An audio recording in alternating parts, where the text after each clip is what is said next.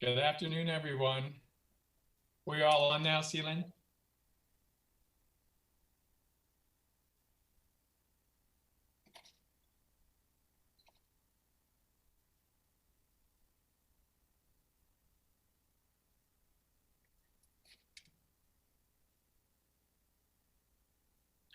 Well, good afternoon. It's a City Commission meeting, Tuesday, April 21st, 2020. We're going to begin here at a little bit after 1 o'clock. We're letting everyone get on and get acclimated. So we had no pre-meeting was scheduled, and I just need to give just some brief instructions for people who want to be able to join the meeting today. The City Commission meeting will be held via Zoom, an internet-based meeting platform. This meeting, while being conducted in a virtual manner, in order to comply with the State of Kansas Governor Kelly's Executive Order number 20-16, will comply with the Kansas Open Meetings Act. The public is free to submit written comments via email to clen.hurtado@gardencityks.us regarding any item on the April 21st agenda. And those comments will be shared with the City Commission. Please include your name and address for public record. To participate in the virtual meeting via Zoom during the meeting, you may use the raise your hand function in the Zoom app to notify the Zoom moderator you desire to speak.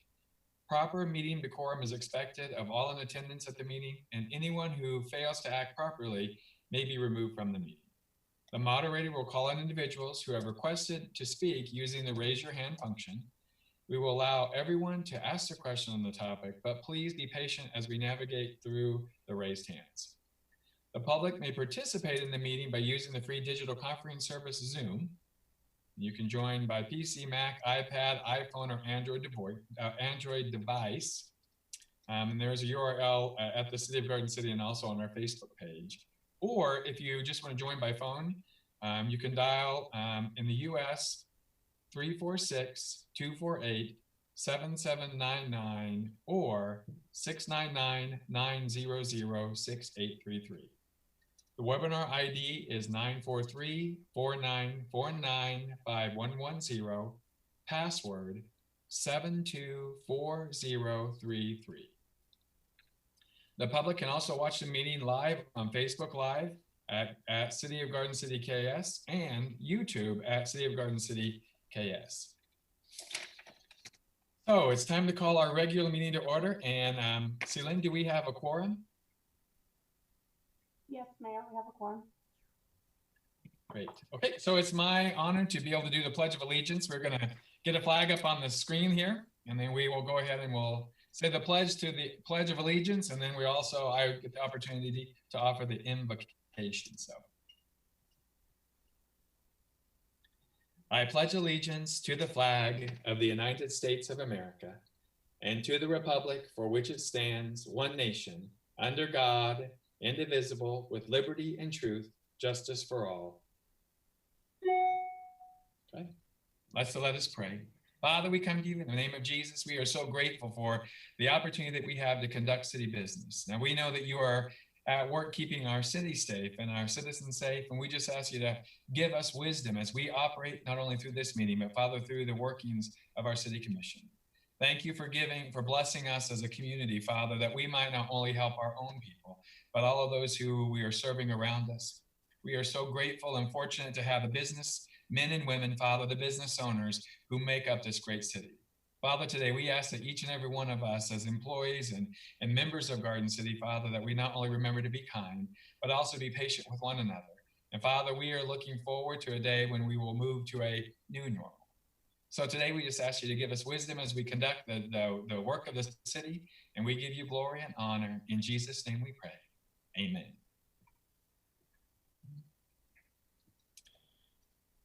Okay, so I know you've all had a chance to look at the minutes. If there are no corrections, we'll go ahead and add those stand as approved. Does we show any corrections or additions to the minutes?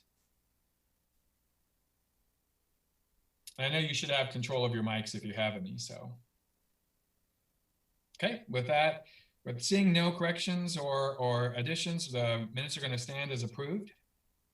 So now is the time for public comment. Remember, again, raise your hand, and if you will please make sure that you state your first and last name.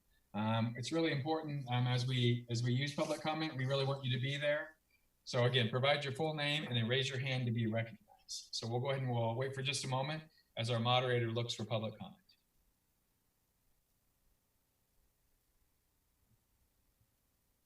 No public comment? Okay. Okay, with that, we're going to move on to item 5, consideration of petitions, memorials, and remembrances. Matt? Thank you, Mayor. Item 6A, Jay Randolph on behalf of Enterprise Holdings requests the governing body to consider and approve a rent abatement request for space leased at Garden City Regional Airport. And I'll ask Airport Director Rochelle Powell to introduce this item. Good afternoon, Mayor and Commissioners. Jay is supposed to join us on this call, the Zoom meeting, but I don't think he's joined us yet. So I'll go ahead and go through the agenda item and then ask him to speak on it. As we go through it, Enterprise Holdings Mr. Jay Randolph on behalf of Enterprise Holdings has requested a rent abatement for the lease of office and counter space, as well as parking spaces located at the airport. Currently, their rent for the office counter space is $1,440 per year, and the parking space rent is $510 per year.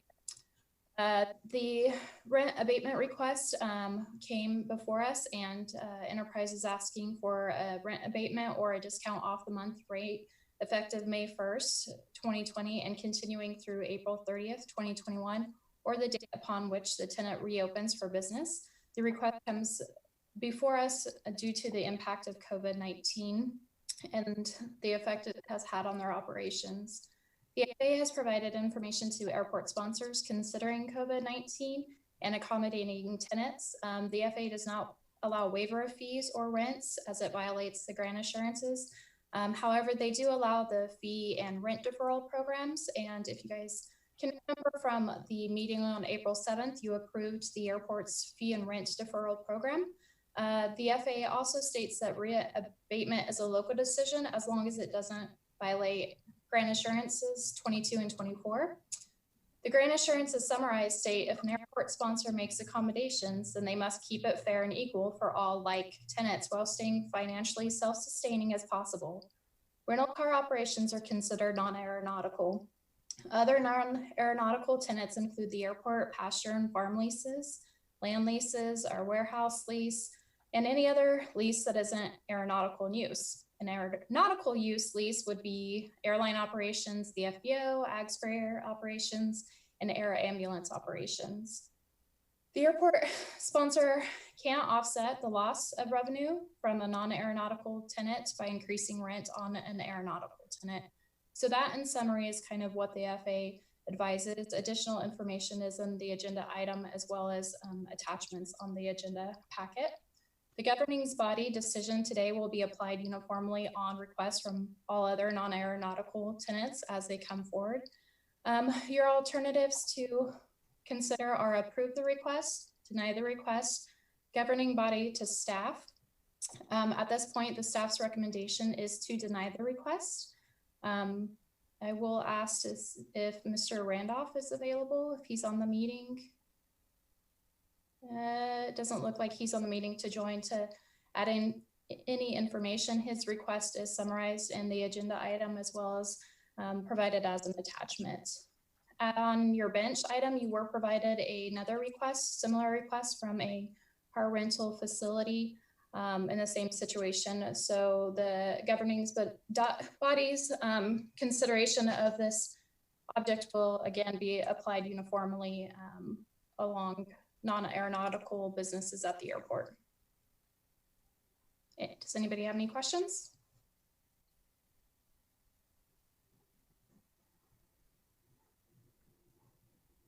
So Rochelle, I know this is Mayor Unruh. I know that the that airport travel and airport traffic has been down. Are there still people using the rental car service at the airport when they arrive, or? Enterprise has shut down their operations. I believe they shut down their desk and car rental operations here at the airport approximately 3 weeks ago.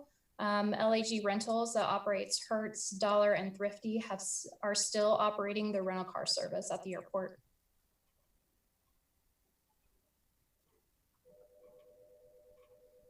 And so the reason for the denial of that you're requesting we deny the request is basically it doesn't meet the guidelines that have been approved by the FAA, I'm sorry.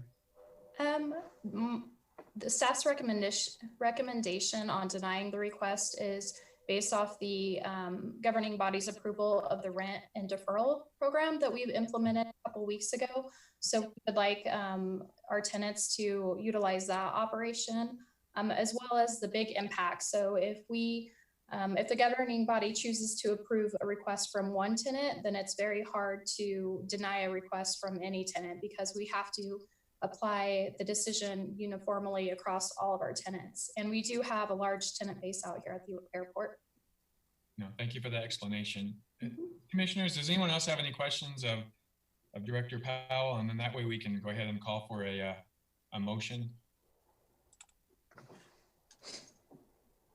Seeing none, I'll go ahead and call for a motion. Or I'm sorry, Commissioner Cessna, did you have any questions? No, I was just going to make the motion to deny the request. Okay, so we have a motion to deny the request. Do we have a second? Commissioner Ortiz, I'll second. So we have a motion and a second. I'm going to go ahead and do a roll call. So all those in favor, Commissioner Cessna? Aye. Commissioner Ortiz? Aye. Commissioner Euler? Aye. Commissioner Dick? Aye. Mayor Unruh, I say aye also. So motion passes to deny the request with 5-0. Thank you. Thank you.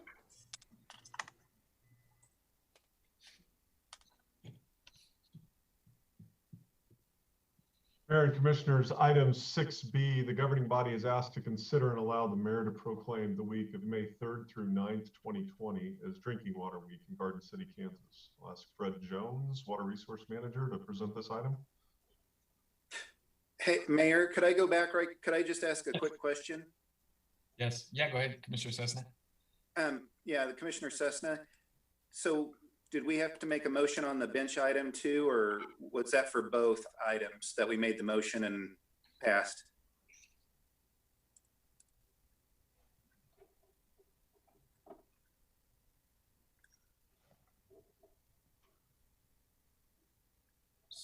Oh, I think my mic's on. Never mind. This is Matt. I would say that you're fine on the request from Mr. Randolph, which was the agenda item. We received this letter today. It was while the letter was dated March 31st, it was postmarked April 15th and arrived in the mail and through the interoffice mail in my inbox this morning. And so I thought the context of the question from Mr. Randolph should be done with an understanding that a similar request was there for LAG Rentals. We'll let Mr. Lewis know the response that was on the Enterprise Holdings request and our position, required position to be consistent in how we treat the different leases. So we'll communicate that. If there's nothing to stop Mr. Lewis or Mr. Randolph again from petitioning the commission every meeting. I mean, so the request could show up on a future agenda, but we'll try to communicate that the commission has now heard this same request twice and pointed people to the deferment program. Also, both of these lease agreements are up for renewal in the next, Rochelle can weigh in, I think 60 to 90 days, maybe into June. Yes, June 30th. And so, there's an opportunity that if those businesses wanted to not renew their lease in order to save an expense, they could do that, and it wouldn't create the inequitable treatment of lease agreements across all of the non-aeronautical community at the airport for the city. We certainly understand their situation, and their reason for asking. There's some nuances there at the airport that were pretty hard and fast before. So the first time the commission received that request, it was just something that wasn't allowed under the FAA. The FAA backed off of that position a bit subsequent from the last meeting, which is why Mr. Randolph brought the request back again. But still, there's the local decision-making authority on your part, and you've made that decision. We'll share that with both of them, and we'll see where we go from there. Thank you. Thank you for the clarification. You're welcome. Item 6B is the Drinking Water Week proclamation. Fred, you want to go ahead?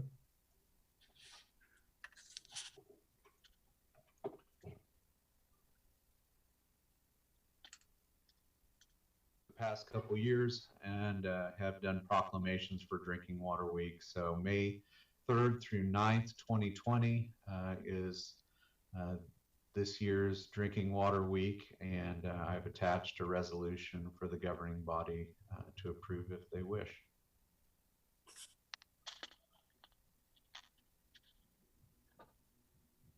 Well, the nice thing is that we all see that Garden City has been really green, and we know that drinking water is really important also. And so, do we have a motion to go ahead and approve the proclamation? I move that we approve the proclamation as presented. Okay, Commissioner Dick made a motion. Do we have a second? Commissioner Euler, I'll second. So it's been moved and seconded. Any further discussion on this item? So all those in favor, we're going to go ahead and poll again. Commissioner Cessna? Aye. Commissioner Ortiz? Aye. Commissioner Euler? Aye. Commissioner Dick? Aye. And Mayor Unruh, aye also. So it passes 5-0. Thank you so much for bringing that to our attention.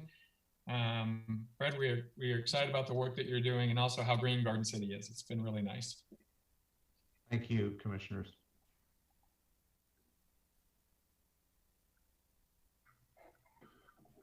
Thank you, Fred. I think we're ready for the report of the city manager. Item A, 7A, congratulations to the electric department on the occasion of their receiving the Certificate of Excellence and Reliability from the American Public Power Association. This recognition is given to the top quartile of APPA members, which track their power outages. So this is a really exciting accomplishment for our electric utility. And to talk in more detail about that, I'll invite Public Utilities Director Mike Muirhead to present. Mike? Yes, can you hear me okay? Yep, we can. Okay, great. Mike Muirhead, good afternoon, Mayor and Commissioners. Matt's absolutely right. This will be the second time in recent months that the electric utility has been recognized by the American Public Power Association.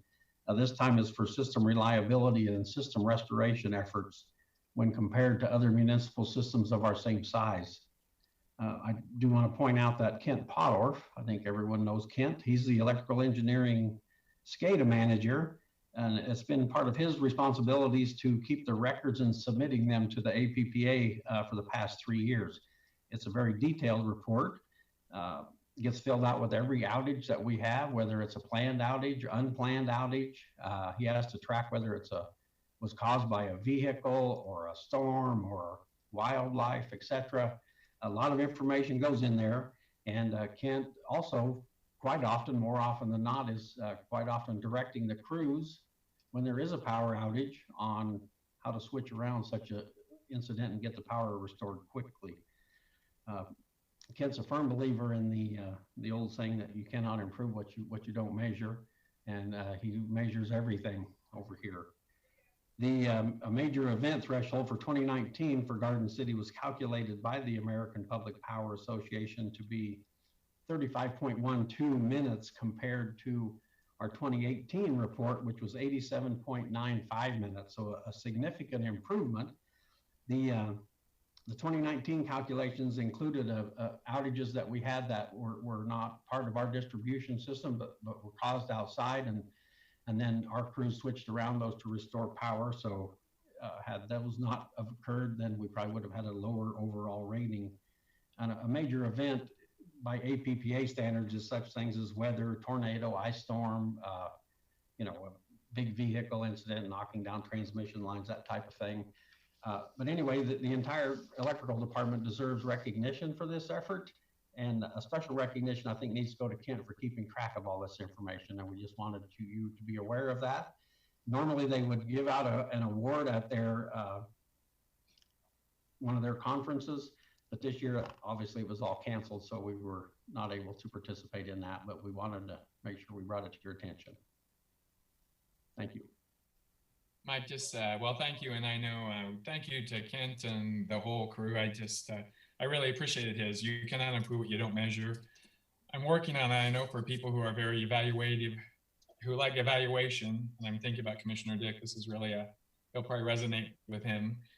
I did want to say thank you also. I know that, you know, there is the new normal and that they've been doing a great job. There's lots of things that we used to take for granted, and power is one of those. And so we just want to say thank you. And any other commissioners want to chime in on this incredible award?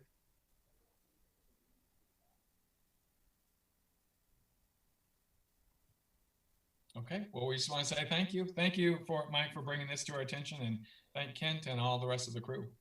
I will. Thank you.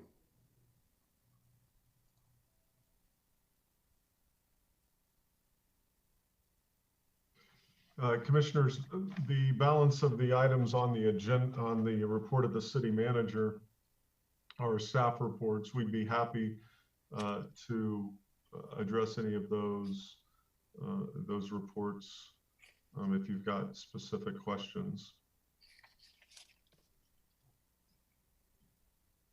This is Mayor Unruh. I did want to note, I was really surprised that our building department is still going strong. I had expected something a lot different, but just a shout out to Carol and the rest of those who are doing, it looks like people are taking this time at home to make home improvements and do some things like that. And so I was really surprised. So I'm excited. I hope this continues.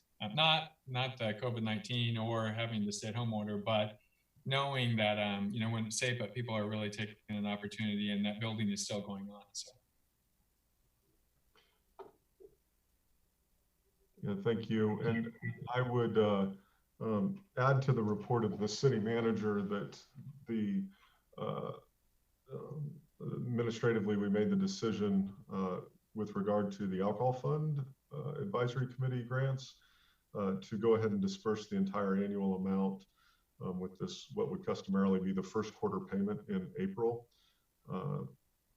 So, you know, I'll get in danger of trying to name all of them off the top of my head, but I know CASA, Big Brothers Big Sisters, Real Men Real Leaders, and there's a fourth one as well, but I'm not going to think of it.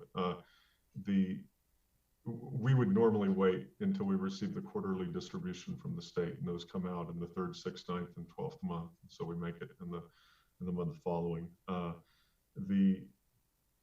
the reason we do that is state funding,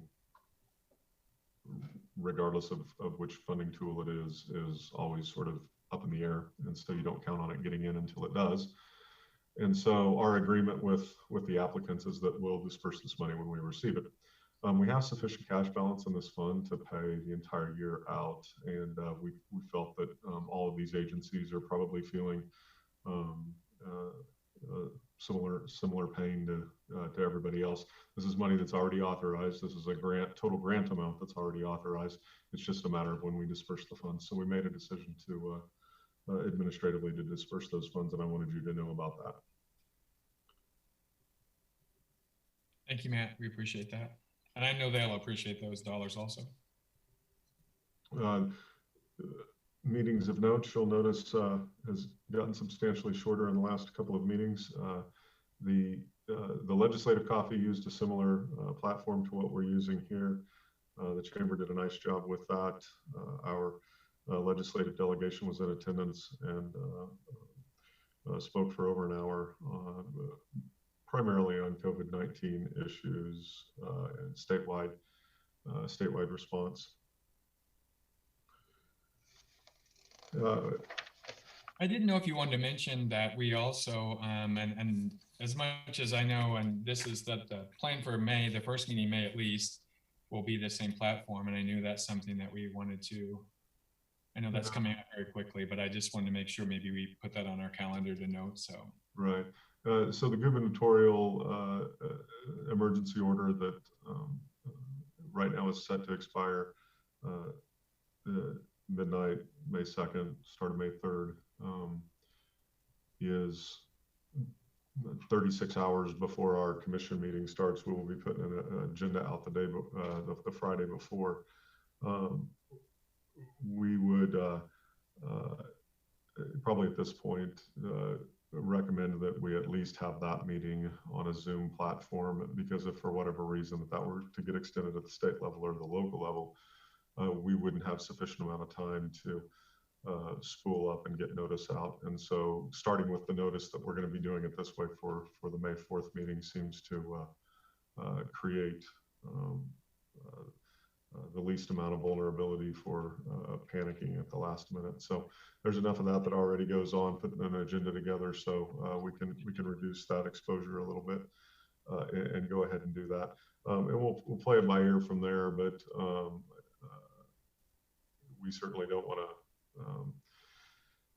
prolong getting back together. I think there's value in the commission meeting in person along with the staff, but also at this point in time, we don't think we make any promises about May. We could very well do both meetings in this format. I believe that the appropriate strategy is for the May 4th meeting to definitely be on this platform, and then we'll see for the May 18th meeting. Thank you, man. I appreciate that. Yeah, thanks for bringing that up too. Okay. With that, I think we're ready to for the commission to give consideration to the appropriation ordinance. If approved, it would be appropriation ordinance number 2505-2020A. So this is Mayor Unruh. I move that we approve appropriation ordinance number 2505-2020A. Is there a second? Shannon Dick, I second. So Commissioner Dick is seconded. So we have been moved and seconded. I'll go to the roll call. Commissioner Cessna? Commissioner Cessna, aye. Commissioner Ortiz? Aye. Commissioner Euler? Aye. Commissioner Dick? Aye. And Mayor Unruh, aye. So that passes with 5 ayes. Okay. The next item on the agenda is 12A. The governing body is asked to consider and approve the purchase agreement for 310 North 7th Street. Assistant City Manager Jennifer Cunningham will present this item. Jennifer? Mayor and Commissioners, good afternoon. This is Jennifer Cunningham, Assistant City Manager. I am bringing before you this afternoon to consider and approve the purchase agreement for what all of you may know as the old Telegram building. It is in close proximity to downtown at 310 North 7th Street. As you will recall, we have been part of 2 different studies over the last year. The first one was the overall organizational study that McGrath conducted.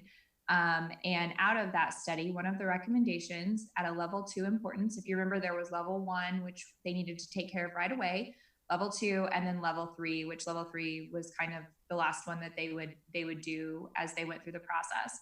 At a level 2 importance was to move municipal court. They didn't necessarily identify, at the time they identified the Warren building as a possible.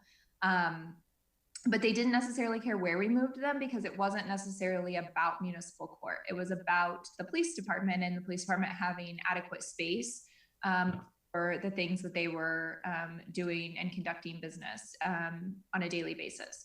So staff began working on what that might look like. And we had a few leads and then they kind of died out. And during that period of time, we were having an audit done on our evidence. And out of that evidence audit came another item, which was that we kind of needed to really dive into our evidence department and look at the space and look at what was there and go through everything. And when we did that, we realized that there was definitely not enough space for what we have now.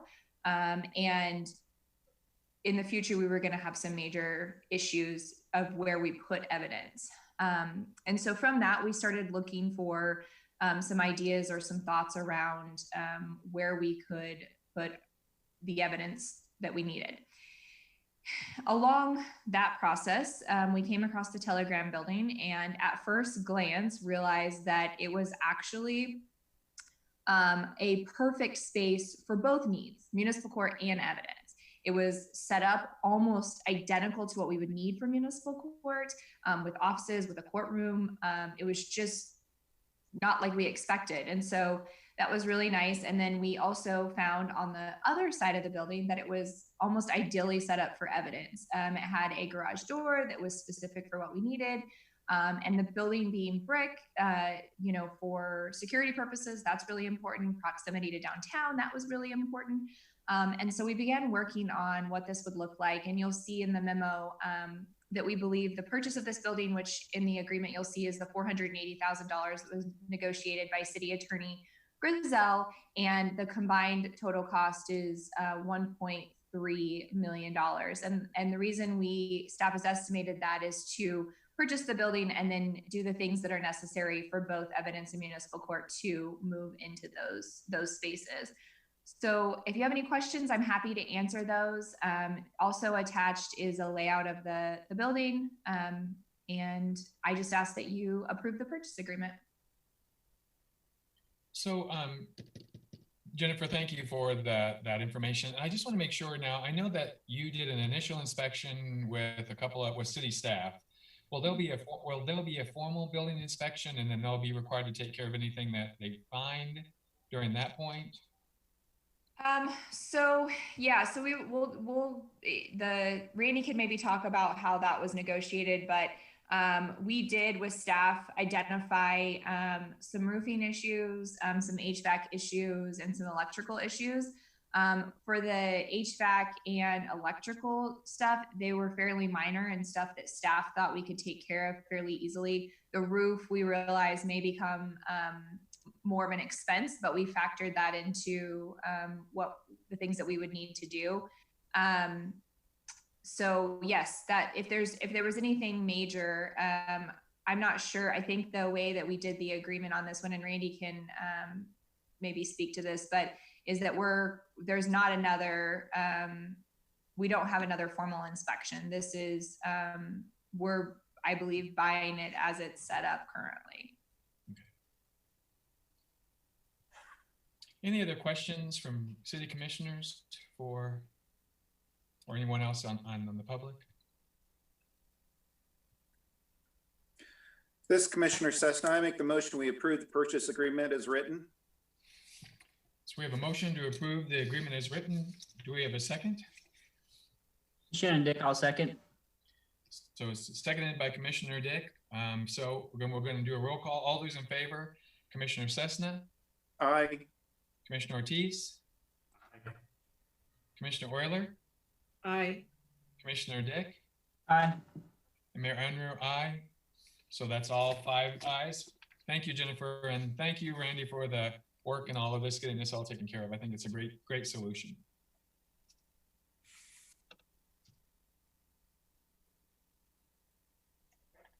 Commissioners, item 12B, the governing body is asked to consider and approve the golf course improvement plan for Buffalo Dunes. And I believe Jason Hayes and Clay Payne are both available to speak to this item. Gentlemen.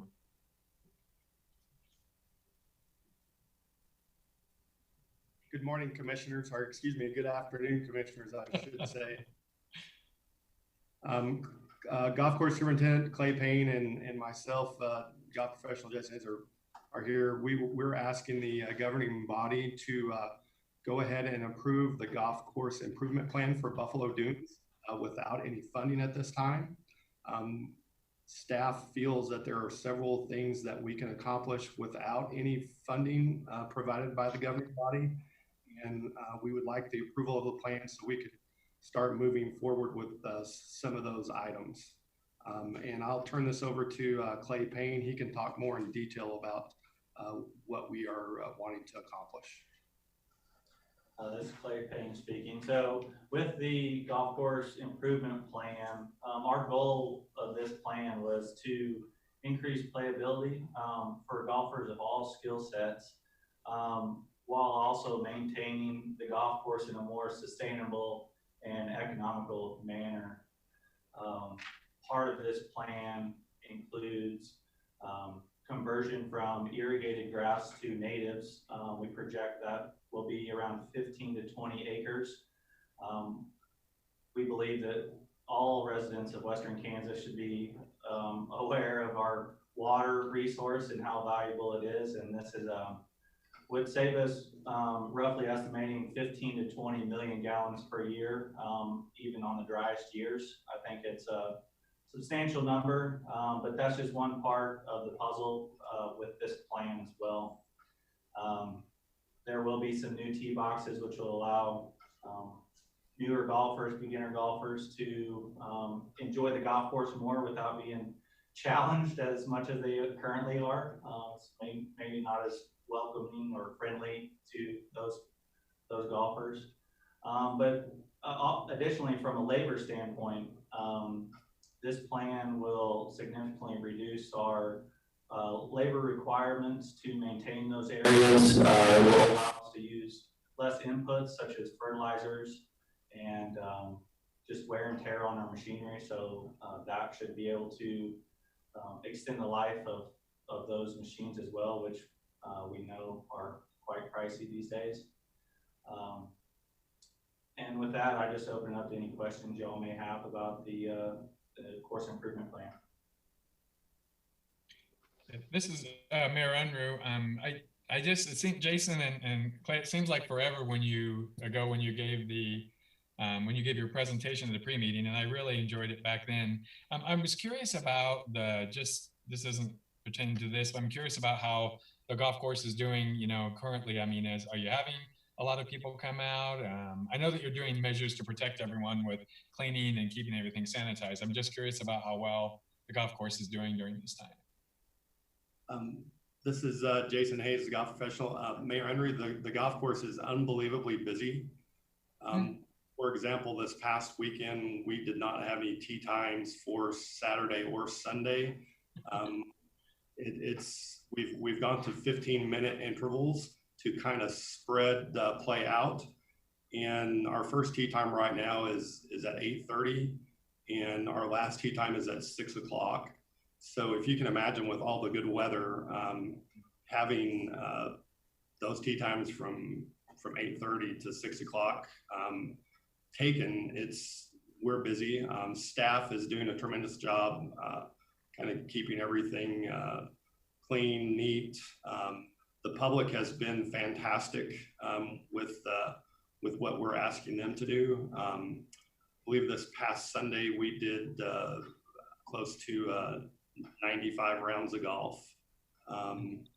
And we're actually up for the year. We're up almost, we're over 900 rounds for the year compared to this time last year. A lot of that is weather related, but we've lost some events and reshuffled some events. But the play is, we have been extremely busy.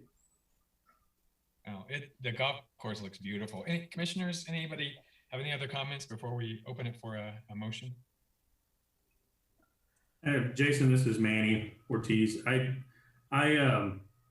been able to go out there, of course, once a week with the family and the kids. And as far as what's been done out there now, looks really great.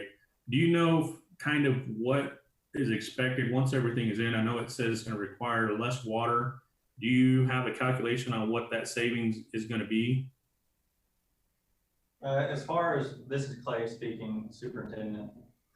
As far as an actual dollar amount, it's hard to say with the city providing us water.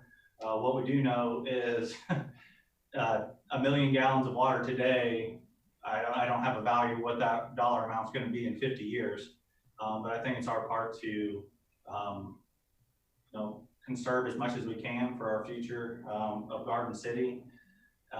As far as the watering, we will be able to water less area, which will put less stress on our pumps. I'm sure Fred will be happy about that. We should be able to extend the life of all of our wells and our pumps as well. So there is cost savings with that. But again, it's not necessarily something that we can figure in at this moment. Okay, thank you. I look forward to seeing you guys tomorrow too, so. Any other comments or questions? Clay, I've got the picture pulled up with phase 1, phase 2, and phase 3. You might share in 2020, what are you looking at taking on if you get the green light from the commission? Sure. So we would like to pull some of the available funds that are currently in Fund 71. We're looking at just phase 1. It includes 3 green complexes and 3 T complexes, as well as bits and pieces of fairways. We would be able to in-house begin the tree removal and any cart path removal that we think fits into that plan.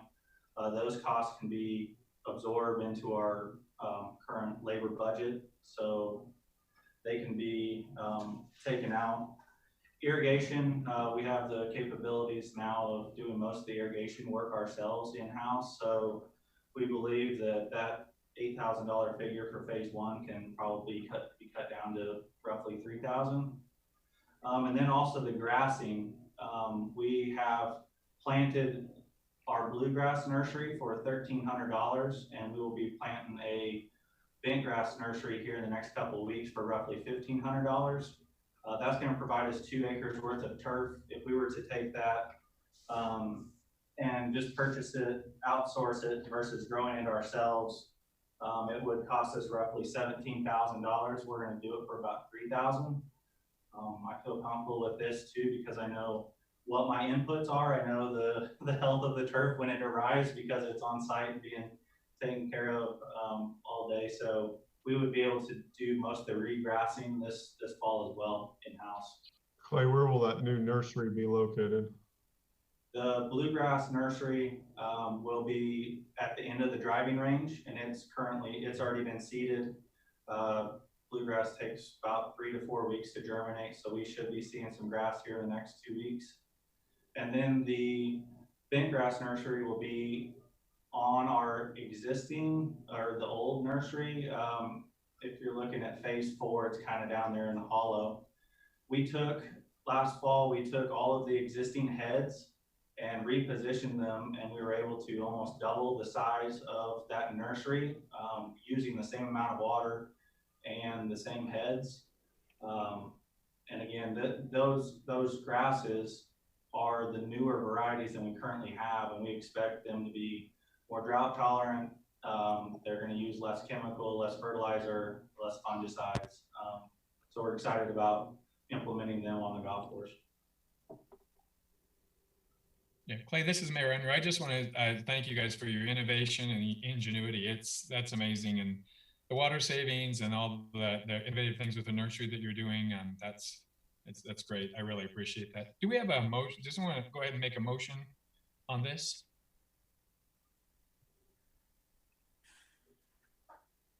Commissioner Cessna will make a motion to approve the plan as presented. So we have a motion. Do we have a second? This is Mayor Unruh. I'm going to second that. So all those in favor are going to go ahead and go down the list again. Commissioner Cessna? Aye. Commissioner Ortiz? Aye. Commissioner Euler? Aye. Commissioner Dick? Aye. Mayor Unruh, aye. Thank you, gentlemen. It was a great presentation the first time, and I really enjoyed seeing it again. Thank you. Thank you. Sir, thank you. Mayor Unruh? Yes. The City Attorney Carousel. A little late to the party, but I just figured I had to participate, and I was trying to offer a comment when Jennifer was presenting on the contract, but couldn't figure out how to do so. But I do have a comment, notwithstanding the fact the agreement has already been approved. There was a question about the condition of the building, and Jennifer was correct. The city is purchasing the building as is. Okay. However, the city has a 60-day inspection period within which, if it found the condition of the building to not be satisfactory, the city could terminate the agreement. So we do have that safeguard in the agreement, and we will be further conducting inspections, including at phase 1. And should the building not be satisfactory, we can terminate the agreement. Thank you. Thank you for the comments, and we appreciate it. Thanks.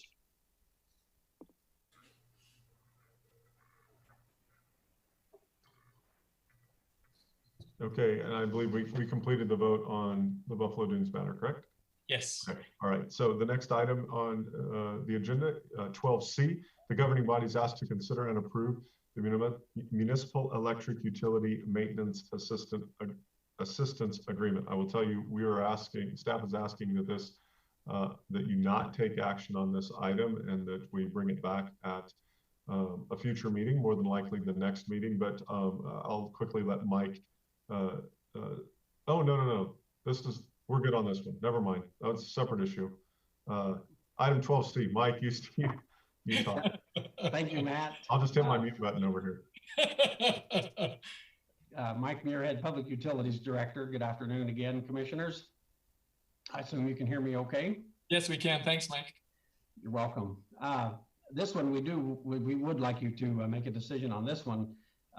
This regards the city of Dighton, Kansas, which is a small community about 41 miles northeast of Garden City. They own their own electric utility, and they recently contracted with the Kansas Municipal Energy Agency for maintenance of their system. And in addition to that, the city of Dighton got together and is asking the city of Garden City, the city of Colby, and the city of Russell, Kansas, to participate in a municipal electric utility maintenance agreement. Basically what this is if they get in a situation where they would need some help with their electric system, that they could call one of these 4 communities and these 3 communities, and we would be able to respond to come and help them on whatever that may come up that they need assistance for. It's not, this does not take the place of the municipal mutual aid agreement that we have with almost all of the municipalities in the state of Kansas. That would be set off by a call to the KMU organization, and then they would call out, folks for mutual aid. This is strictly between the city of Kansas, or I mean, the city of Garden City, the city of Colby, and the city of Russell. The alternatives would be for the move to approve the mayor to sign the agreement, or not to approve it. The staff recommends that you do approve the agreement. And just as a note, there is no financial impact to the city of Garden City by signing the agreement. Should we be called to assist the city of Dighton or another community, then the charges are outlaid or laid out in the agreement. So, and I'm happy to answer any questions you may have. So, Mike, this is Mayor Unruh. So, are you saying each one of these other cities, they also have their own electric company? They also operate in much the same fashion as we do? Yes, that's correct, Mayor. There's actually 81 electric municipal systems in the KMEA organization, and Russell, Colby, Garden City, and Dighton. Actually, there's several around here as well, but yes, we're all members of KMEA and operate an electric utility. Any other questions for Mike at all? Mike, this is Commissioner Ortiz. I was just looking at the rates that you guys had listed, and so just to be clear on some of these things, I know if someone from Russell, Kansas was to transfer over here and help us out with any work that we needed, this is the rate that we would be hiring them for, correct? Yes, that is correct. Okay. All of the parties felt it was best to have a set price in there, whether it's directed by the FEMA charges or however it's calculated, so that everyone knows what it would cost in the future should they be called. Great, thank you. You're welcome. So, Mike, only another question I have. So, upon the time that they call you, how long before you'd be able to respond? And so, what does that response look like? Are you?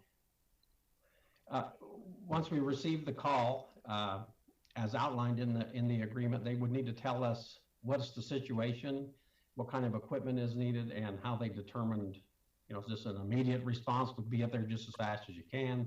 Or is this something you can come up tomorrow morning and help us fix? Then we will respond and say, yes, we can be there. We'll have a crew ready. We'll head out in an hour, whatever the case may be. And at any time when a request is made, we would make the call as to whether or not we could actually go help. We may have situations of our own that wouldn't allow us to go at that time, and then they would call another community to come and assist, Mayor. Yeah, so my question was like our own, I guess it was leading to this idea of our own equipment. And so that idea of, you know, taking our own. So I just didn't know how you would determine that, but I appreciate that because I know, you know, taking our equipment out of town also is a cost too, but I didn't read the maintenance agreement. I now read the agreement, I saw that part. Any other questions from commissioners?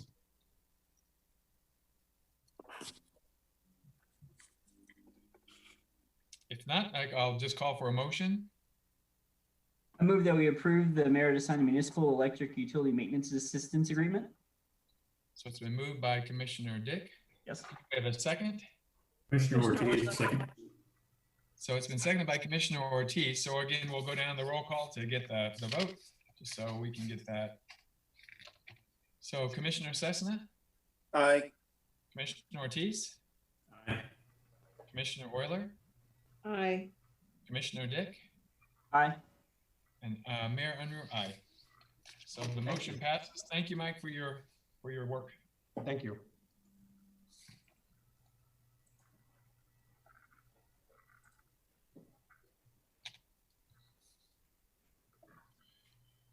Item 12D, the governing body is asked to consider and approve the passenger facility charge application for the imposition and use of passenger facility charges at Garden City Regional Airport. I'll ask Director of Aviation, Rochelle Powell, to present this item. Hello, this is Director of Aviation Powell. Before you is the Garden City Regional Airport's application for the passenger facility charge for collecting a $4.50 fee that's basically paid by any person who flies out of our airport on the commercial airline. The airline collects the amount of money and then they process it. They retain 11 cents of that, and then they send $4.39 of that fee back to the airport. The airport then applies that funds back into the account or the general ledger fund that was allocated to pay the city's portion of past AIP projects. So currently right now we do have an application or an active application for passenger facility charges, and we are collecting those. However, we are nearing the end of the full collection of that. That collection amount was $770,628. So we're estimating that will be collected. Originally, we thought it would be in June, but now we're looking, dependent on employment numbers, we're looking at that's going to be delayed a little bit till maybe October, if not the beginning of next year. This application that you're considering would go into effect as soon as the current one is collected. This application is collecting past city portion of funds allocated to AIP Project 33 through AIP Project 41 in the amount of $566,286. So basically what we use these funds for are to, when we do AIP projects, the city allocates either 10% or 5% share of the project to pay for those projects. So we are just kind of paying those funds back.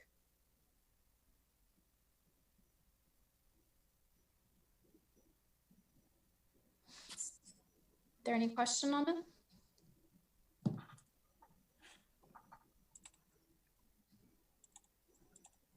Commissioner Cessna makes the motion to approve the passenger facility charge application for the passenger facility charges at the airport.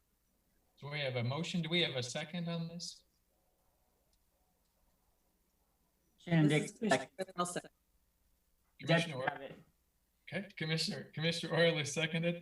So it's been moved and seconded. So all those in favor, again, we'll go down the roll call. Commissioner Cessna? Aye. Commissioner Ortiz? Aye. Commissioner Euler? Aye. Commissioner Dick, Aye. and Mayor Unruh, aye. Thank you. Thank you. Thank you. Item 12E, this agenda item is a review of major issues and assumptions used to draft the 2021 department budgets, a review of the commission goals and strategies that were identified in the city commission retreat, and a review of the 2020 and 2021 capital improvement program, along with the proposed financing for those projects. We will also review an assortment of funds with no tax levy that are listed in the agenda. And with that, I will turn it over to Finance Director Melinda Hitz, who will take you through all of those items. Melinda. Good afternoon, Mayor and Commissioners. This is Melinda Hitz, Finance Director. The first thing that's in your budget book that you received as a paper copy is the 2020 city budget calendar. You'll notice that there's several dates in there that land on your city commission dates. I just wanted to point out that you have until August 25th to get this budget completed for the state. So we have a little bit of leeway room if we decide we need that in July and the first part of August. So we might take a look at how our revenues are coming in, and we might make some decisions to carry this out a little bit longer than what this calendar shows. Also, you have the background information on the budget process. It's a narrative of the things that we'll be going through. It also gives you the assumptions that we're using to prepare the 2021 city budget. You'll have some revenue assumptions listed in there, the city valuation, and how we are calculating our expenditures and our city employee benefits. Also included in there is our financial policies and strategies. It also gives you definitions of what the funds are that you're going to be looking at. The governmental funds are the ones that require property tax ad valorem funding. Special revenue funds are revenues that have a specific purpose. So there is a identical expense that goes along with it. And then you also have your enterprise funds and internal service funds.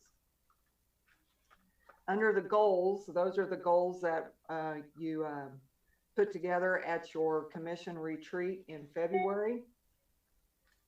And we tried to take a look at what you had for goals and incorporate those into the budget if need be. As we go through the budget documents, you'll see the capital improvement plan for 2020 and also 2021. We've noted by each project, whether it's funded in the city budget or if it has outside funds.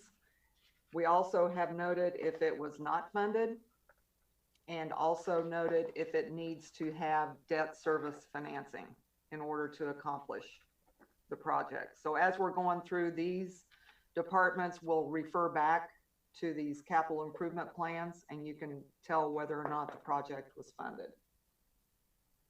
Under the debt information, the first page there is your general obligation debt that's paid by property tax. It'll show you at the bottom of the page the total annual debt service, principal and interest, and it takes you out to 2029. The second page is special obligation bonds. That is your TIF bonds that we did for Schulman Crossing. It'll show you how much we're paying on those each year. Those pay off in 2035. The next page is the utility funds that are for you that are financed by general obligation bonds. So you'll have the electric fund on there, and then also the water and sewer. It also shows you annually what your debt service is for those funds. Before I start going into the April 21st funds, is there any questions on that previous information? So, Melinda, this is Mayor Unruh, on the debt service. So I know we have it seems like 8%. Is there a percentage that we try to keep it at, or a goal that we're looking toward? It all depends on how your other funds look as far as the mill levy goes. That kind of determines what kind of projects you have an appetite for. Okay. So from this picture here, it looks like we're going to have 2022. Looks like we will have some going off, but then again, not for quite a while after that. Is that correct? It takes about 2 more years in order for a substantial amount to come off. Okay. And then my other question before I open it up to other commissioners is, so this is where on the one, I'm looking at the electric one, utility fund general obligation. So that the big one there, the $16,130,000, that's the Wheatland. That's where we purchased the 2 substations and the. Yes, that is the Wheatland Asset Purchase Agreement. And our expectation is that the savings should pay for that payment. That's right. Okay. Any other questions before Linda moves through the different funds?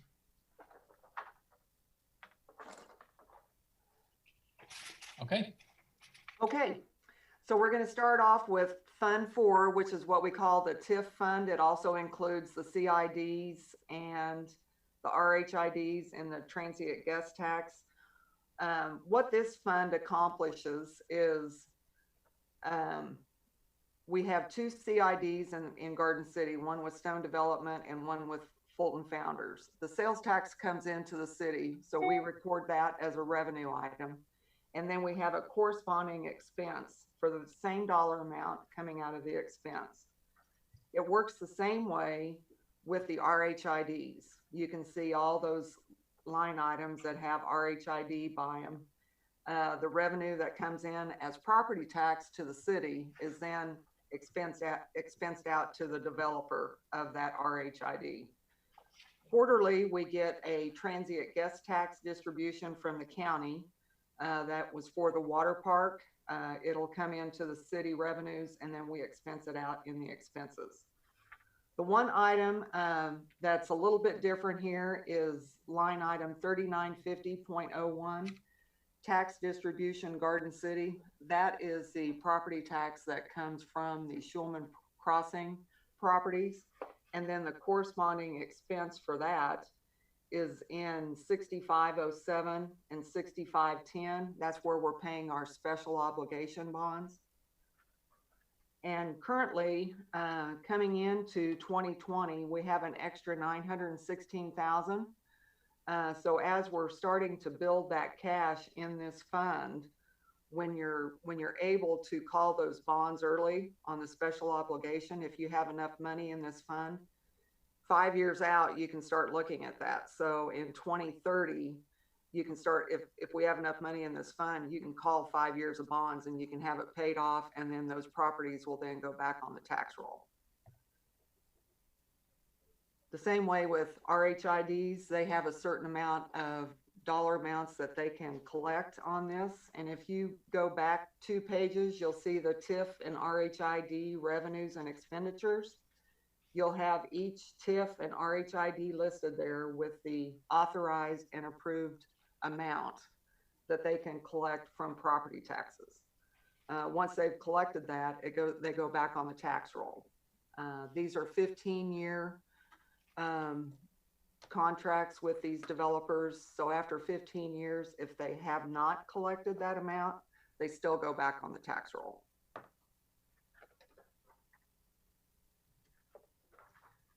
There's a lot of dollars that run through this little fund, but it's been very helpful for development within Garden City. Do you have any questions on this fund?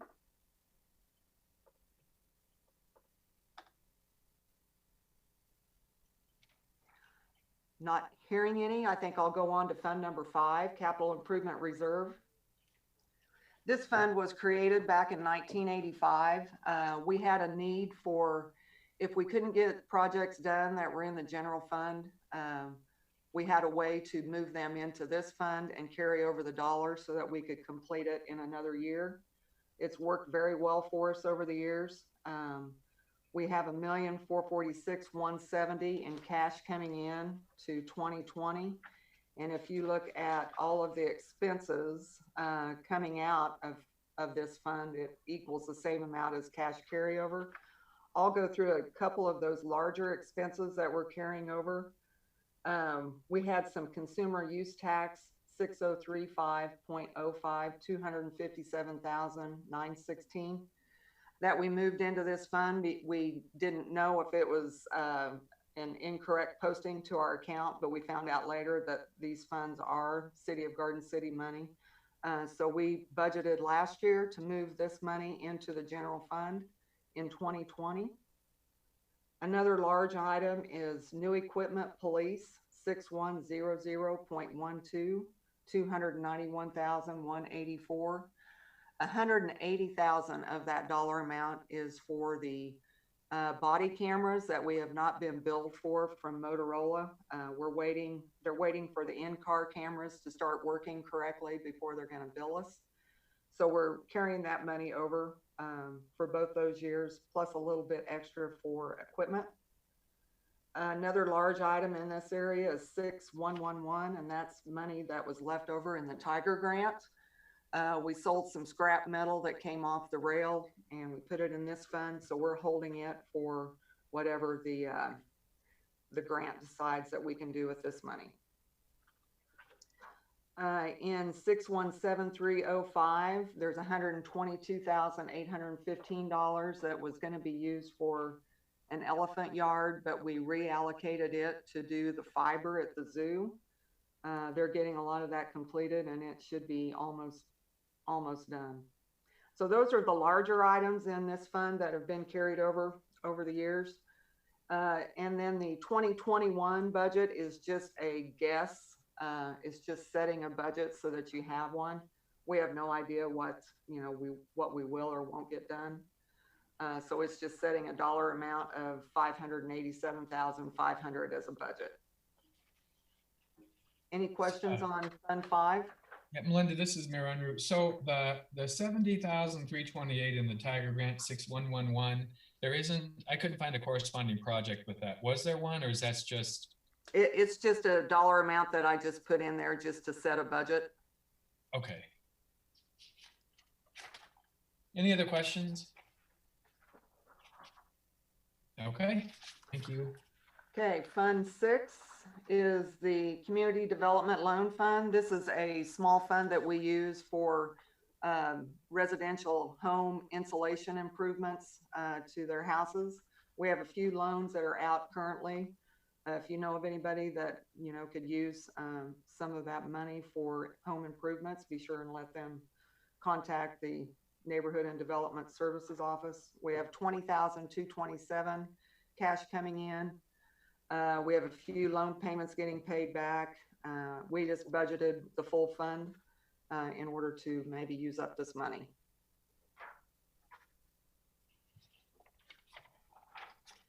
Fund 7 is cemetery endowment. We carried over $46,124 into 2020. Down at the bottom, you will see the projects that are going to be done in 2020 and 2021. So in 2020, we have section markers at 5,000. We have the cemetery sidewalk at 20, shop pavement at 17,850, and murals paint at Sunset Memorial Gardens for 7,000. So that takes care of $51,850 in 2020. The revenue that comes into this fund is $50 for every cemetery space that we sell. So that's how you get a little bit of revenue coming in here. And then we do have a land lease for farmland out by Sunset Memorial Garden. We have some small expenses then that we can budget for in 2021. And that's $3,850 for shop pavement. We are budgeting the full fund, so we're carrying over $1,850 into 2022.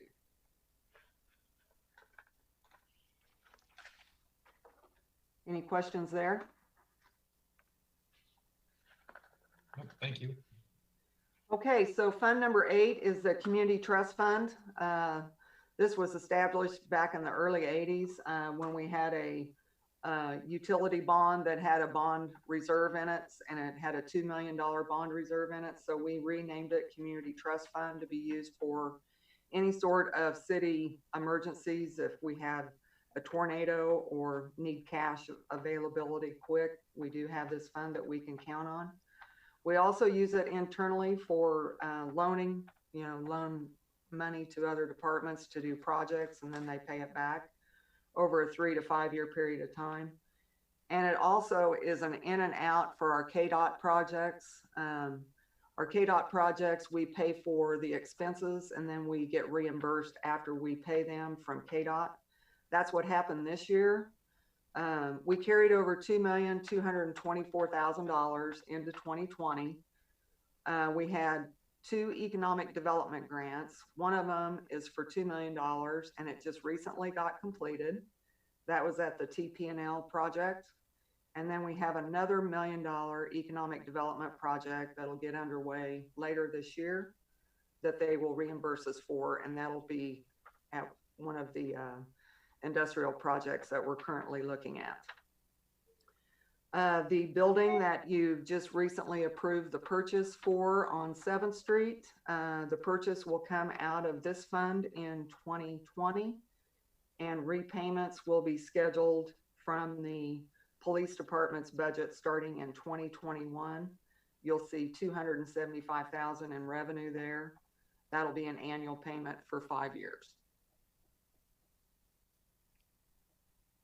We hope to carry over into 2022, $1,419,000. And then as those payments come back from the police department, we will get the fund back up to the $2 million.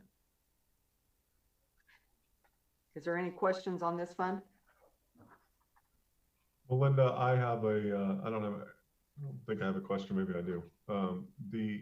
Is 6100.04 a new equipment office in the 2020 line item? Are you treating that as the balancing number, so that if you're putting 41 or 4.1 million in there, so that the cash carryover into 2021 plus the 275,000 gets you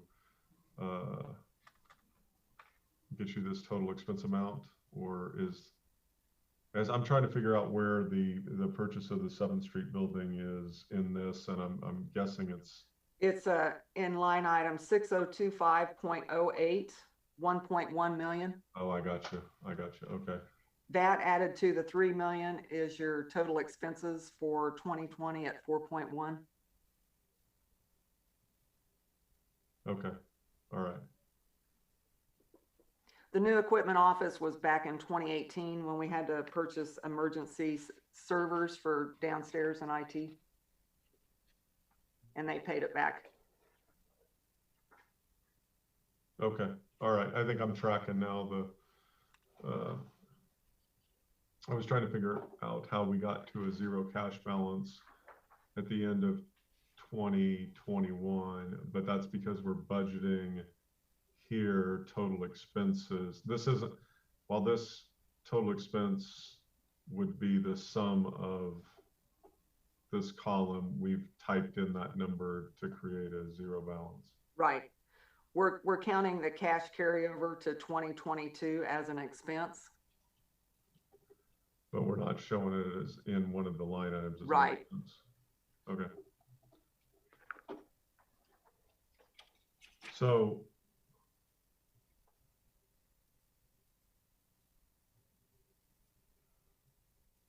okay. All right. Thank you. Okay. Any other comments or questions from Melinda on this one?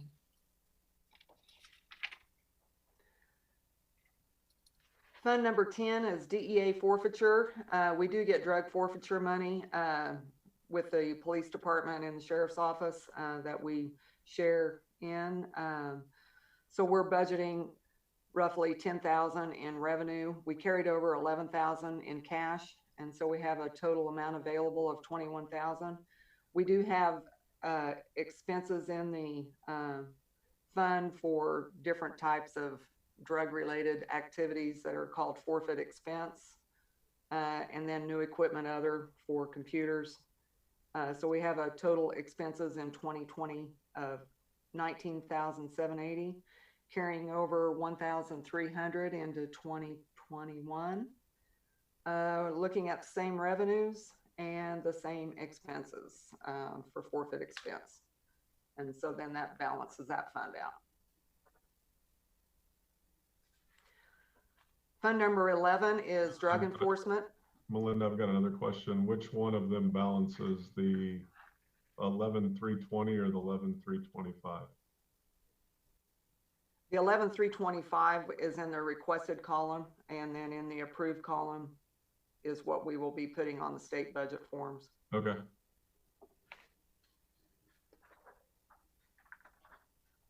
So I'm sorry, on this one, I'm trying to figure out where so the actual dollars that came in, we didn't receive anything in 2019, or you've not taken those? We didn't receive any drug forfeiture funds that were federal in 2019. So then we're just carrying over the, I see what you're saying. Okay. Yeah. All right, thank you. Mm-hmm. Fund 11, the Drug Enforcement Fund. This is the local drug enforcement forfeiture fund. We do get a little bit of state tax distribution. First of all, we carried over 87,433 into 2020. We've got some state tax distribution, some local drug forfeiture income. And this is a fund that funds your K-9 unit with training and or purchasing. And also any sort of supplies that you need for the K-9s.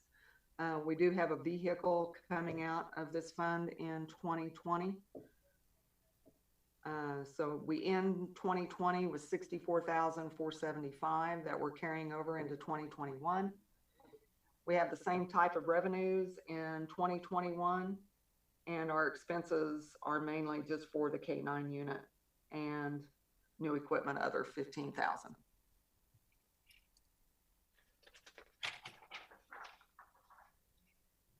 Fund number 12 is the HIDA grant. Sorry, Melinda, I'm not quick enough on my unmute button. Okay. I'm having, on this total expenses, and I'm gonna highlight it on the screen. I'm not getting this to match up to anything.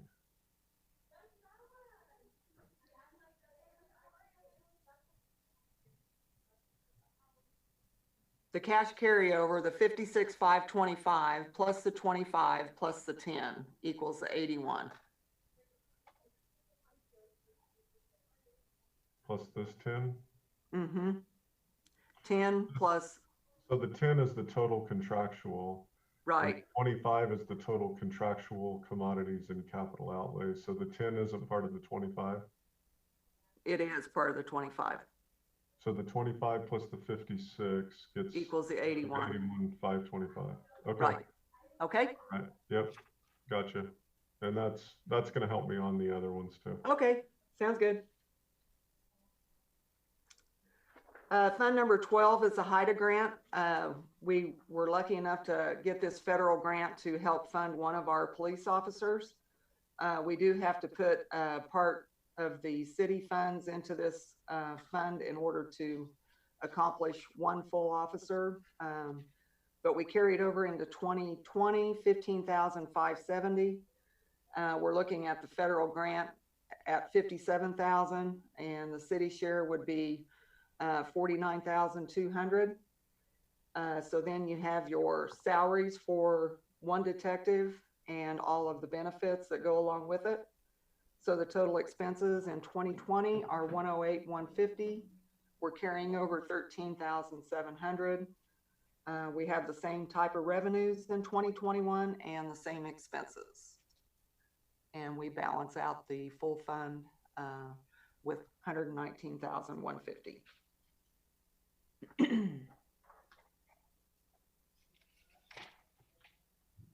Fund number 15, Enhanced Wireless 911 Funds. This is where we receive our telephone franchise for this fund. We carried over $437,301. We have revenues coming in of roughly $212,699.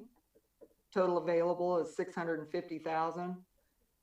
This fund pays for lots of maintenance contracts, repair of equipment and training. This is all for your dispatch and communications department. And then small equipment items in both years. So the total expenses in 2020 are $216,300. We're budgeting the full fund. So we are budgeting total expenses in 2021 of $633,700.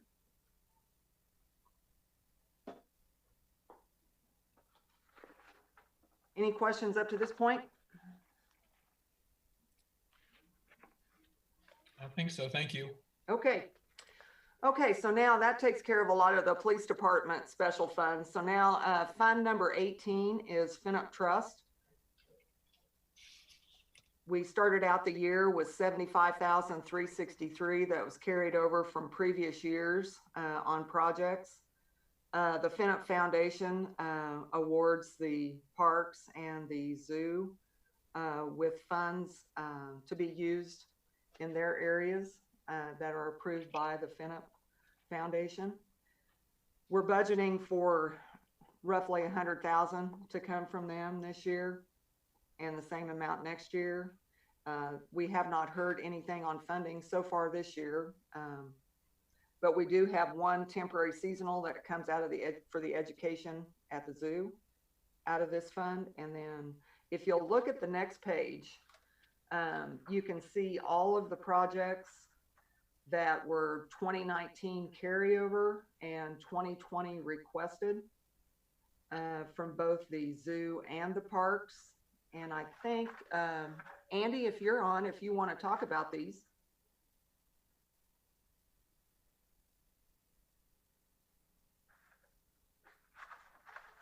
All right, this is Andy, Interim Public Works Director. I can speak for the park projects, and we have a few things going on. Those of you who've been down there for the last few years, we've been working on closing off the drainage project, and we've used Finnick money over the last few years to help catapult our smart irrigation systems. And then also we use landscaping and mulch and different things, and we're planning on expanding shelter 3 this year as well. And then we've got some play equipment that's starting to become dilapidated and out of compliance, and we've actually taken some down, so we want to start planning for the future to replace some of that.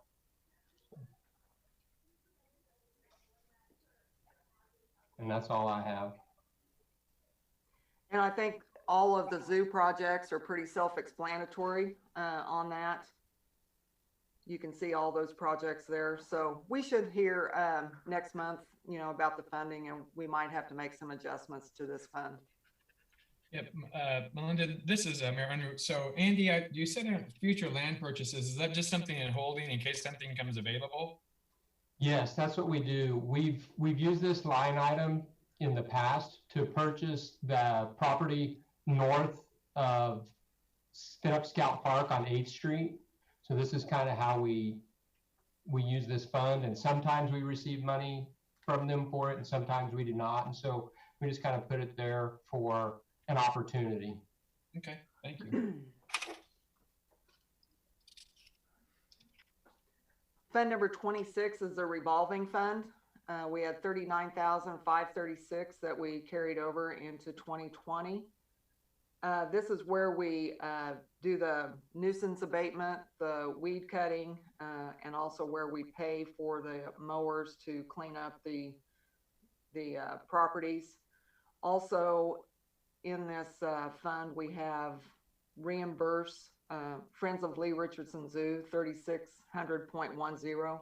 This is the Carousel project that is going along with the other sales tax projects down at the zoo. They bid it all together. As we pay those bills, Friends of Lee Richardson Zoo pays us back on that. So we have total expenses in 2020 of 70,000. We go into 2021 and we have total expenses of 73,500 to balance out the fund.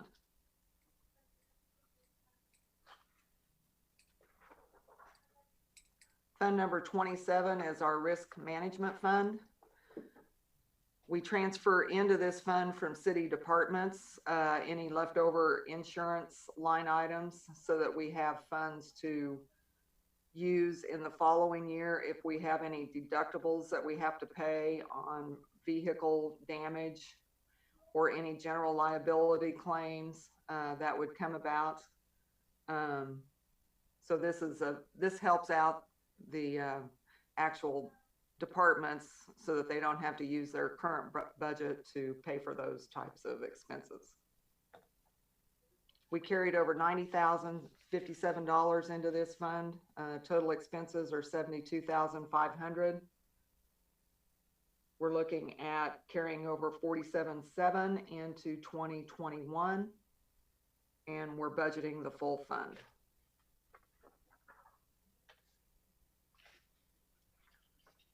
Fund number 29 is special alcohol drug abuse. This is where you award the AFAC money. We carried over $259,908 into 2020.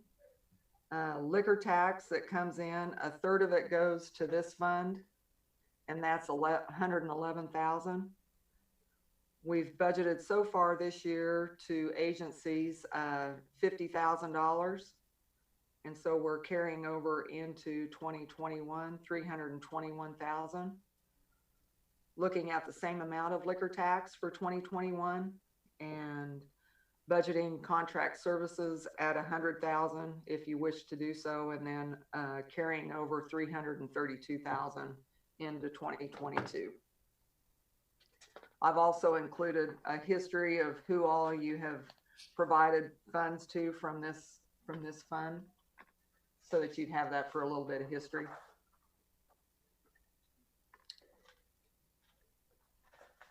And since you did approve to pay out all of the awards, we are going to be doing that tomorrow.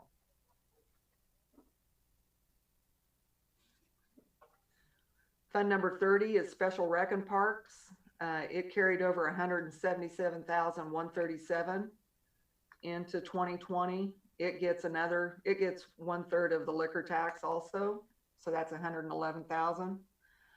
We have loan repayments coming in here from tree loans that we provide. The expenses that are coming out, if you'll look at the next page, you can see the detail on those. And Andy, if you're on, if you want to go through those expenses with them. Yeah, this is Andy. So on the expenses of Fund 30, we're able to allocate for a few different things. And as Melinda said, we run our tree rebates and our tree loans through this fund. And this year we're paying for the chip seal at the golf course out of this fund as well. And we do have some Lightner parking lot work to do in the future, and it's kind of a holding place for 2021. But we need to address play equipment at Dean Wiley, and I put $215,000 in there. We may not go that far dollar-wise, but it's a place for a project, and thinking through that, and so to replace the playground equipment there. So that has total expenses in 2020 of $289,500, carrying over zero into 2021. So we'll start using our current revenues for the expenses in 2021. So we're budgeting $112,200 in revenue and expense.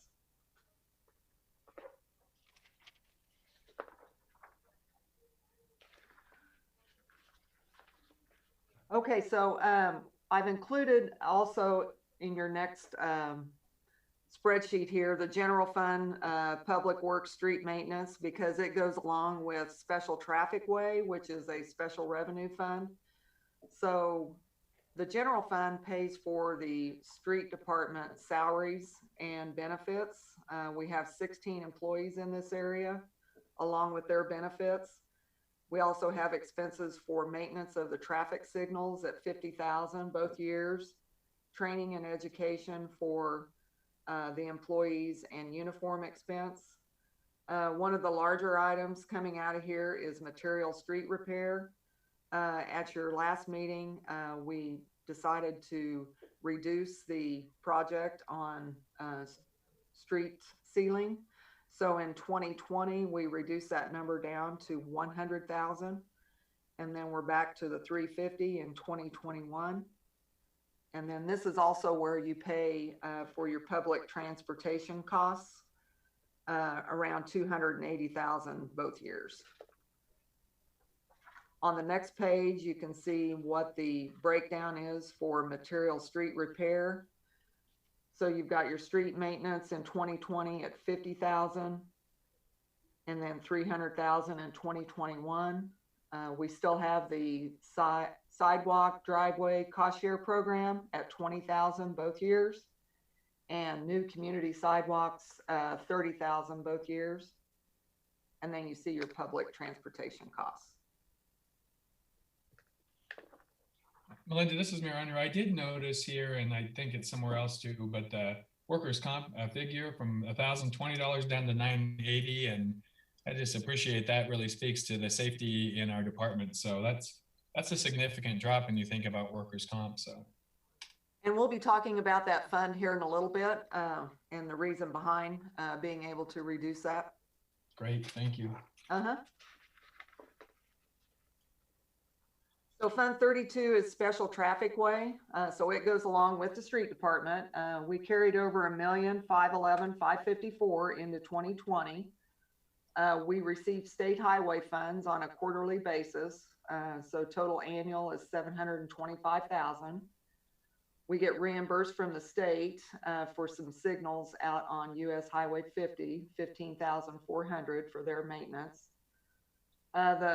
The new line item that happened not too long ago is this reimburse fund exchange. That's been a real nice revenue coming into this fund, and we just recently received notification that our application for $501,000 has been approved. So we're showing that as revenue, and then we're going back down to the normal amount of $236,500 for 2021. So we have total available in 2020 at $2,758,254. And then we have all of the expenses that come along with this. Some of the larger ones that you'll see is the contracted federal exchange, 5237.27. We're planning on budgeting that full amount to be spent. And I think Andy would like to talk to you about using that on Kansas Avenue as our match for our KDOT grant. Andy, if you'd like to talk about that. Yes, this fund, as Melinda mentioned earlier, if you look at the history and what we're projecting in the future, this year is kind of an anomaly. It's not the norm. It's something I guess we would call special and appreciated. But we will be bringing that Kansas Avenue project, the widening project, before you here in the next couple months. And this is a place out of this 501,000 where we would be able to cover that project for our expenses. And I'm looking for that number here. And we're looking at around $368,000 for that project. So it would cover that. And then we'd have some other areas that we could present to you. There may be some 8th Street expenses that we still need to cover, a few other projects here and there throughout the city street related that we would need to cover. But if you look at the funded projects at the end of this budget, or unfunded projects, excuse me, these are areas that this $501,000 can be spent on.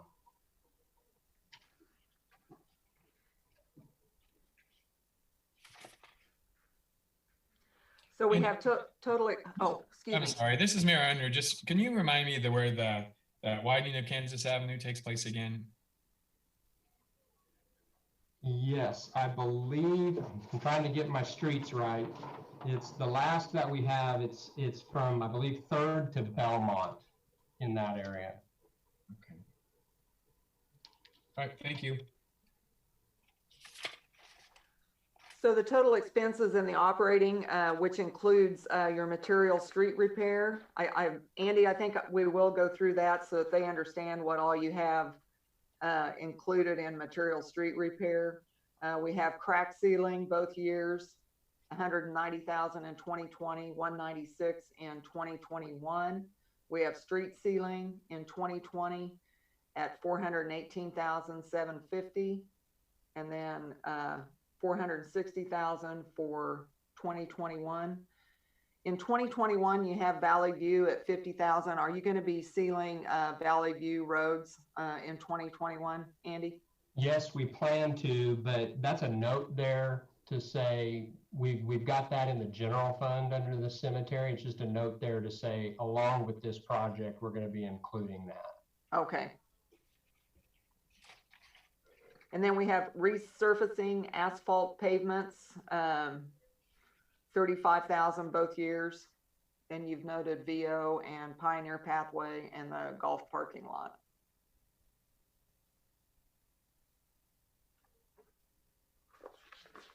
In new equipment for streets, we have $163,250 in 2020.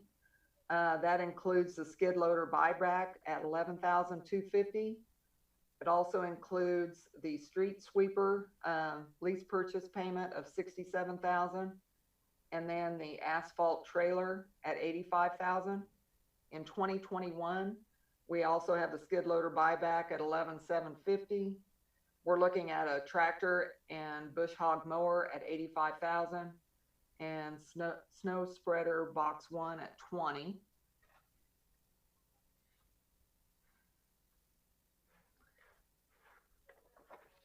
So that takes care of the new equipment in that area.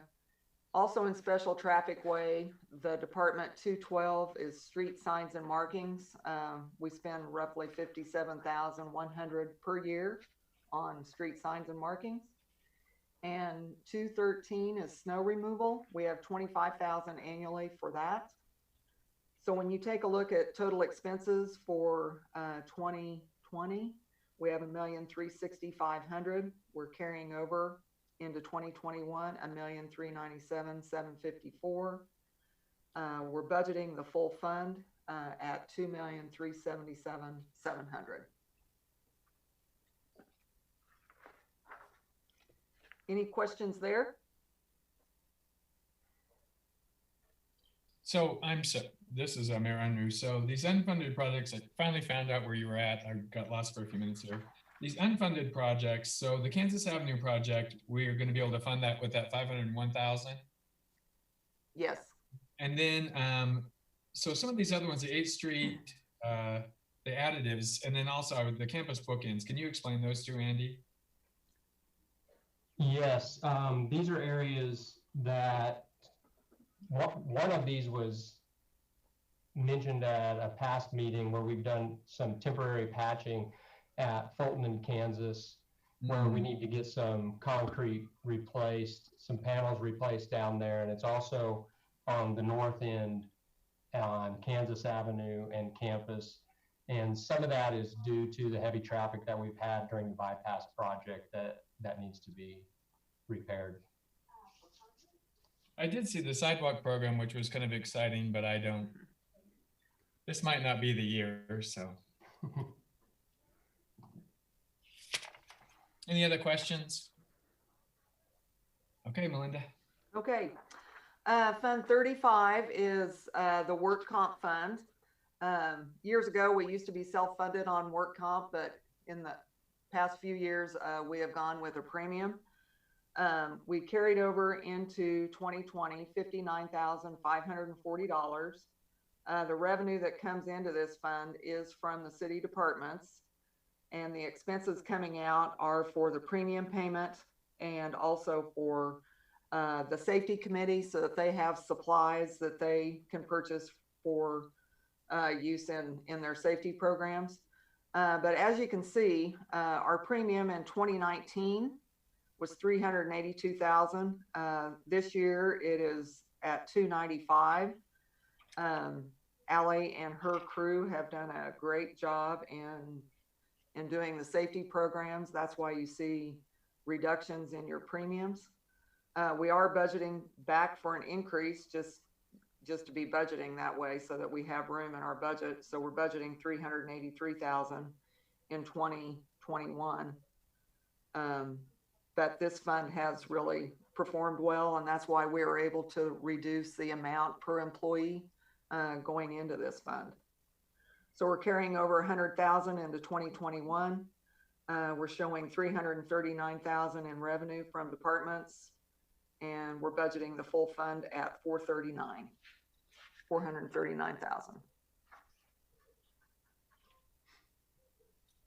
The next fund is Fund 36, and that's the Workers' Compensation Reserve.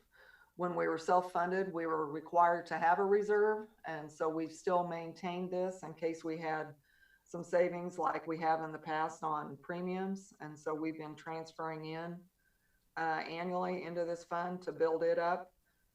We have $972,090 in 2020 to start the year. We've got some interest income coming in. We do have some old claims that we still have to pay for that we had when we were self-funded, but those numbers are dwindling. We are budgeting $50,000 both years. So this fund is very healthy. We're budgeting the full fund at $924,000 in 2021. So that's something to keep in mind. Hey, Melinda, this is, and this may be an Ally question, or it may be a question that we just need to look into before July gets here, but we would have an actuarial study back when we were self-funded, and there was a third-party administrator that helped us set our budget and keep our reserve. And so this cash balance that would be in the 036 fund was set by an actuarial table of what our exposure was for the payment of claims over time. So with each passing year and no new claims on those old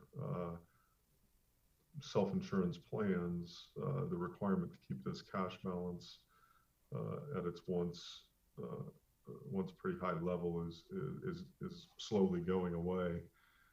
Do we have a feel for what that number is right now for claims that are still tied to our self-funded era?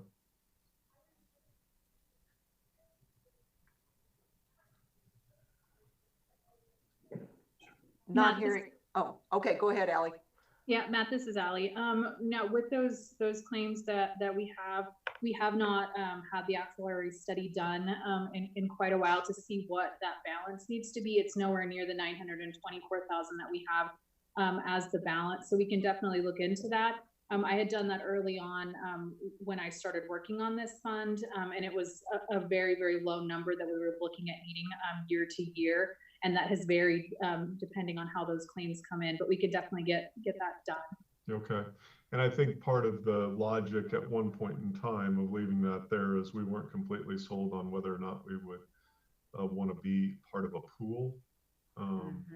At the time, it made sense to switch just because the ups and downs of budgeting a self-insurance fund, whether it's work comp, property casualty, or health insurance, is a pretty wild ride. And there's the pools that we had an opportunity to get into. We were always going to be the biggest fish in the pool, which isn't necessarily the most enviable place to be, but it's worked out to be in the Kansas Municipal Insurance Trust for the city thus far, and I think I can feel comfortable that we would certainly look to stay in that pool or a similar one if we were to move versus going back to a self-insurance environment.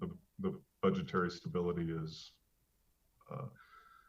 well worth anything we might save, and we're in a relationship now where we can where there is an incentive to continue to perform well.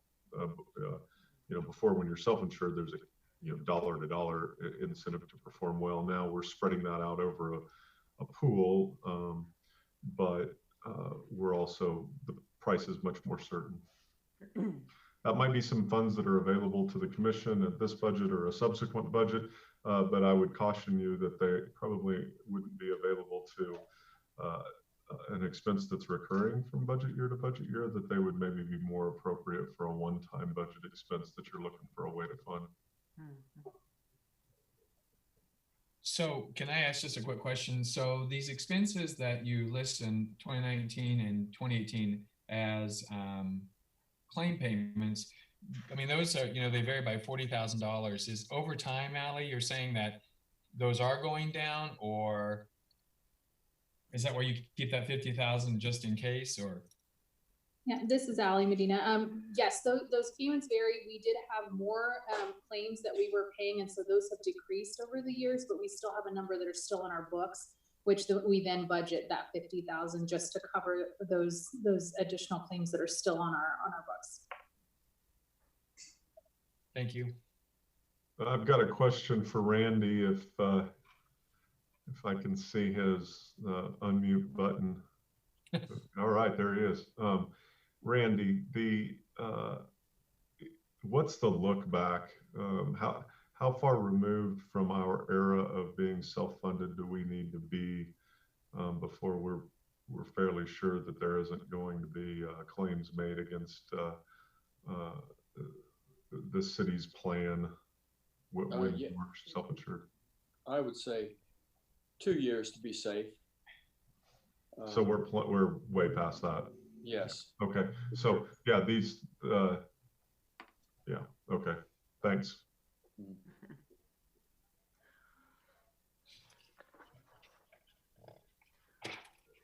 The next fund is Fund 50, Community Development. This is a fund that we established to do grants where we sponsor the grant. The money comes into the city and we pay it out to the emergency shelter grant recipient.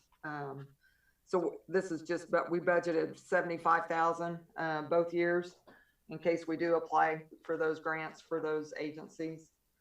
So it's just a holding place for that. Fund number 52 is the Economic Development Loan Fund. We started out the year with $501,271.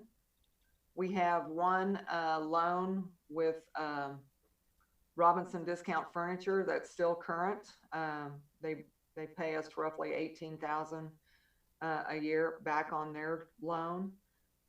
Recently, the State Department of Commerce allowed us to loosen up our requirements to provide loans, and you're in the process of doing that right now.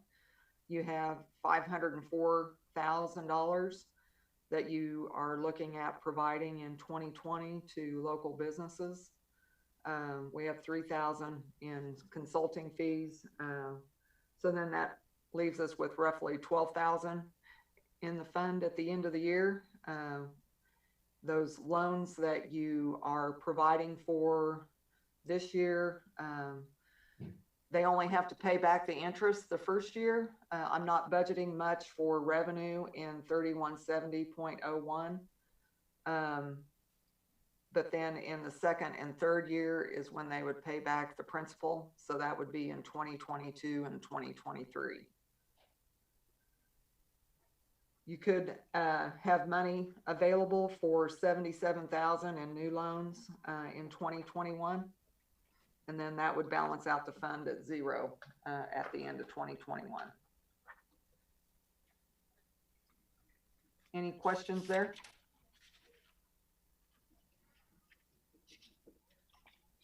Okay, Fund 53 is Project Development Fund. This is a fund that we created when we were approved for the STAR bond back in 2014.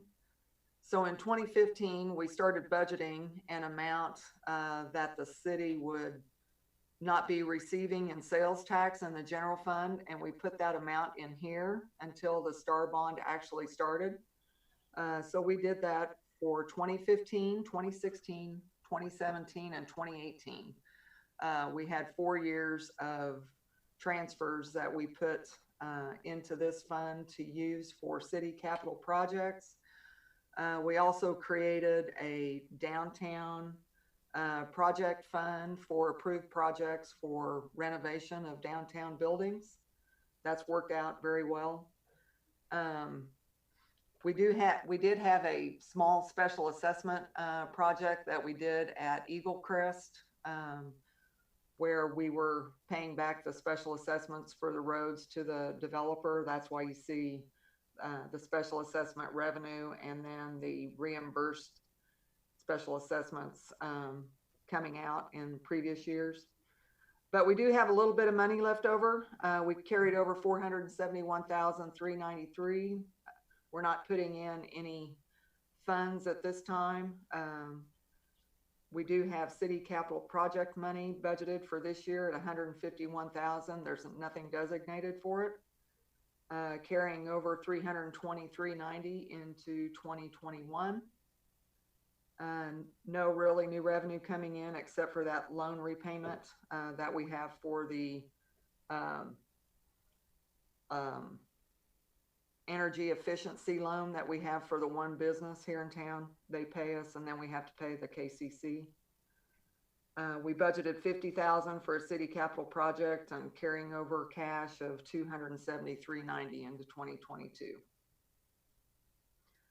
But like I say, this has been a unique fund that we created several years ago, and it has provided a lot of assistance. So Melinda, this is Mayor Unruh. So is there any, the Downtown Development Fund has about $50,000 left of what, have they been doing their grants through this fund? Yes. The small businesses? So Yes. they only have $50,000 left going into that, or? Right, and we just recently found that out. There was one applicant that they were holding off on. So I found that out last week after these sheets came out. So there is $50,000 that's left out of the total $750,000 that we had for the program. So community, neighborhood and development services, they'll be trying to see if they can find somebody to utilize those funds. But then after those funds are exhausted, then there isn't, unless we would refund it, there are no additional funds. That's correct. Okay.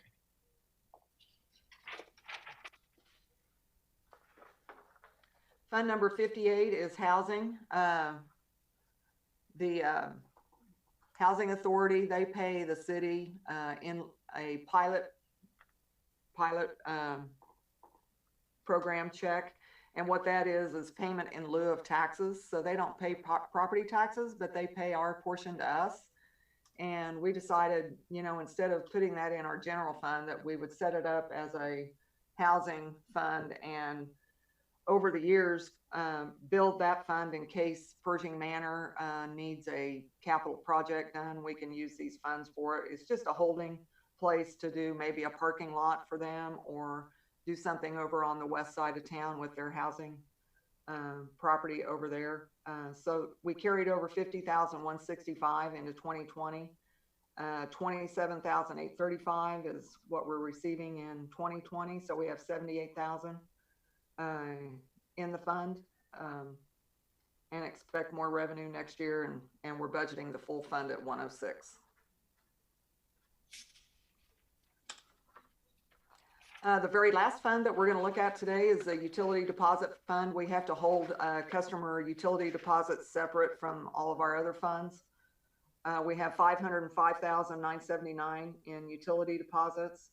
We pay out roughly $300,000 to people that after 1 year, if they have a good payment history, will refund their deposit. or if they, you know, move or something like that. But if they have one good year of payment history, we do refund their deposits. We don't hold them. So we have a 500,000 that we're carrying over into 2021. We're budgeting the full fund at 800,000. So that takes care of everything that we were going to go through today on your budget calendar.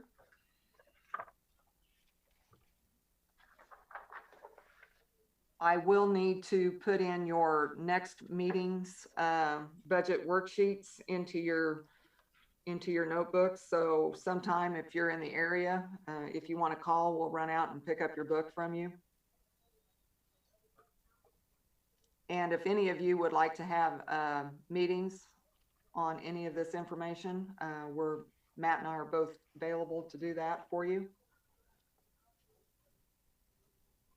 Anything else? Thank you for all the work. Any questions from any of the commissioners or any other comments?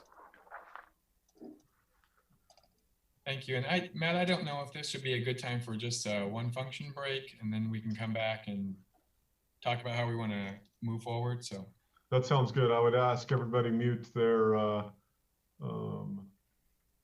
microphone, turn off their camera if you wish to, and Mayor, if it's all right, we'll reconvene at 3:05. that works. Thank you. All right, at this time, we'll take a break.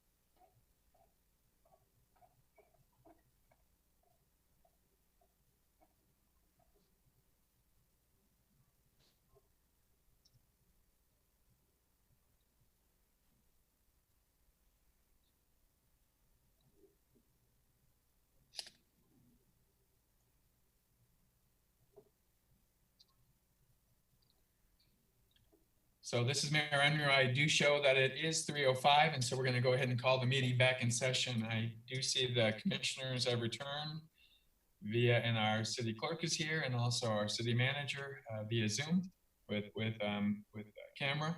So again, Matt, we'll go ahead and we'll start with is item F. Thank you. Appreciate the break, and we're now ready on our agenda for item 12F. The governing body is asked to consider and approve a real estate purchase agreement for approximately 3.1 acres of land in the amount of $27,000. And I'd like to ask Public Utilities Director Mike Muirhead to introduce this item. Yes, good afternoon again, Commissioners. Mike Muirhead, Public Utilities Director, and I do apologize, but there's an error in the issue statement. It should be $27,900 as is it written in the background. So my apologies on that. What this is the city of Garden City owns about 12.65 acres of property that's adjacent to these lots, which is lots 1, 2, and 3, block 1 of the Davis Thompson Acres First Edition. The present owner, which is H. Kirk Thompson, has agreed to sell the approximate 3.10 acres of property to the city for the $27,900, which is outlined in the real estate purchase agreement. The property adjoins the previous property that the city acquired for the construction of a centralized public works facility. These 3 outlying lots were adjacent there, and they were tied up in some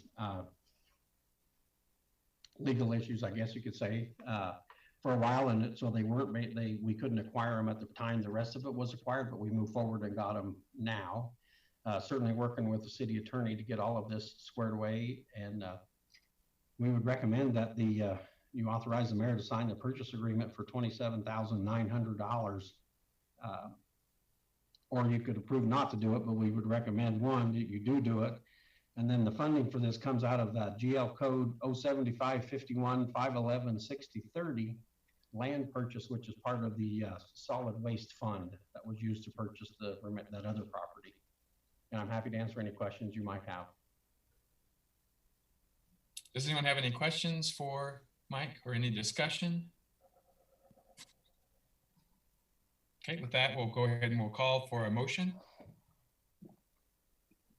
I'll make a motion. This is Commissioner Euler. I'll make a motion to approve the real estate purchase agreement for approximately 3.1 acres of land in the amount of $27,900. So we have a motion. Do we have a second? This is Shannon. I'll second.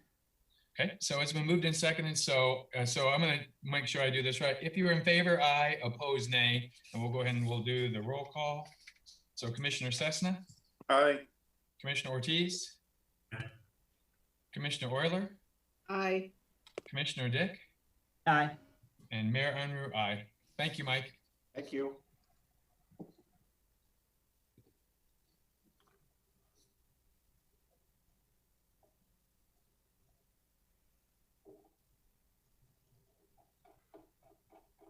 Mayor and Commissioners, the next item is 12G. The governing body is asked to consider selecting an electric service provider for electric utility customers on newly annexed property. And this is the item that we would ask you not to take action on, so we can move to a subsequent meeting, but I'll let Mike give a little bit of a background and explanation. Mike? After again, Commissioners, Mike Muirhead. Can you hear me okay? Yeah, a little bit soft. Can you turn it up just a bit? I'll try to. How's that? Okay. This particular memo is kind of long and lengthy, so bear with me here. I'm going to go through every bit of it just to make sure we have it all covered. As Matt said, the governing body is asked to consider selecting an electric service provider for utility customers on property that was newly annexed into the city. The governing body recently annexed 2 separate properties into the city boundaries. One was with ordinance number 2852-2019. It was annexed property owned by East Cambridge LLC. That property is out by the Sunset Memorial Cemetery. And then under ordinance number 2860-2020, the governing body on annexed property owned by Empirical Foods. And this was just a tiny sliver of property that was down by the railroad tracks, adjacent to the big portion of property that they'd already owned and was in the city limits. So both properties were annexed within the certified territory of the retail electric supplier, Wheatland Electric Cooperative. And according to the state statute 66-1,176, the city is required to negotiate with the retail electric supplier, in this case, Wheatland Electric, for a franchise agreement and ultimately determine who will be providing electric power to that annexed property.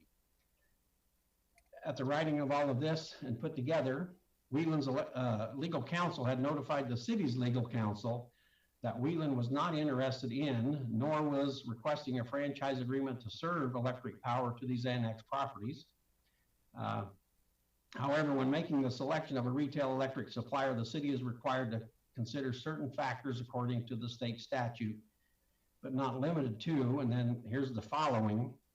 What we've done is the factors are A through K, and I've answered those, and we'll just go through those. Number A, letter A, the public convenience and necessity. The city has provided safe, reliable, adequate, and efficient service to its residents for over 100 years. The city is publicly accountable to its citizen and is in the best position to gauge what is appropriate for the public convenience and necessity of its residents. Letter B, we have to put the rates of the various suppliers. Well, we're the only ones that responded, and I have placed our rates there. The residential rates, small general service rates, and large general service rates taken right out of the current city ordinance. It should also be noted that those rates that are listed there is no differential in summer or winter rates, nor is there an energy cost adjustment, sometimes referred to as an ECA charge, or a power cost adjustment that's added to the utility bill, or a property tax adjustment. And then as directed by this state statute 66-1,176, there'll be an 8.5%, there will be 8.5% of the gross revenues of total retail sales attributed to new customers in this area be added to the utility bill for 10 years. This 8.5% gross revenues would be paid to Wheatland Electric for bare ground compensation. That's new language that was put in this revised Senate Bill 69 2 years ago. Letter C, desires of the customer or customers to be served. The owners of the property expect all services to be provided by the city. Letter D, economic impact on the suppliers. There is no economic impact expected to be placed on the power provider for the city. E, economic impact on the customers of the suppliers. There is no economic impact expected to be placed on existing customers of the city. F is the supplier's operational ability to serve the annexed areas. The city is well positioned to serve the area. We have a 12.5 kV distribution system within a half a mile of both of these properties. There's 2 electrical substations within 2 miles, and we have 27 megawatts of gas generation that is also adjacent to these properties. Letter G is avoiding the wasteful duplication of facilities. There will be no duplication of facilities as there is no existing electric facilities on the property. The city will be purchasing some of the existing Wheatland Electric facilities and will construct a small extension to get to these properties. And I should note that there is one small pump jack on the one property out by the cemetery. And we have worked with Wheatland prior to this. We've got estimates of that cost of that to acquire that pump jack, et cetera. So that was included in there. Letter H is avoiding unnecessary encumbrances on the landscape. All facilities on this property will be placed underground if it's served by the city, thus preventing any unnecessary encumbrances on the properties. I, preventing the waste of materials and natural resources. There will be no waste of materials or natural resources in providing electric service to these properties. Letter J, proposals from any retail electric supplier holding a certificate in the annexed area. There again, prior, when this was put together, Wheatland Electric made it clear to the city that it was not interested in acquiring a franchise agreement to serve these properties. And then letter K would be whether the selection is in the public interest as it relates to all of the factors considered by the city.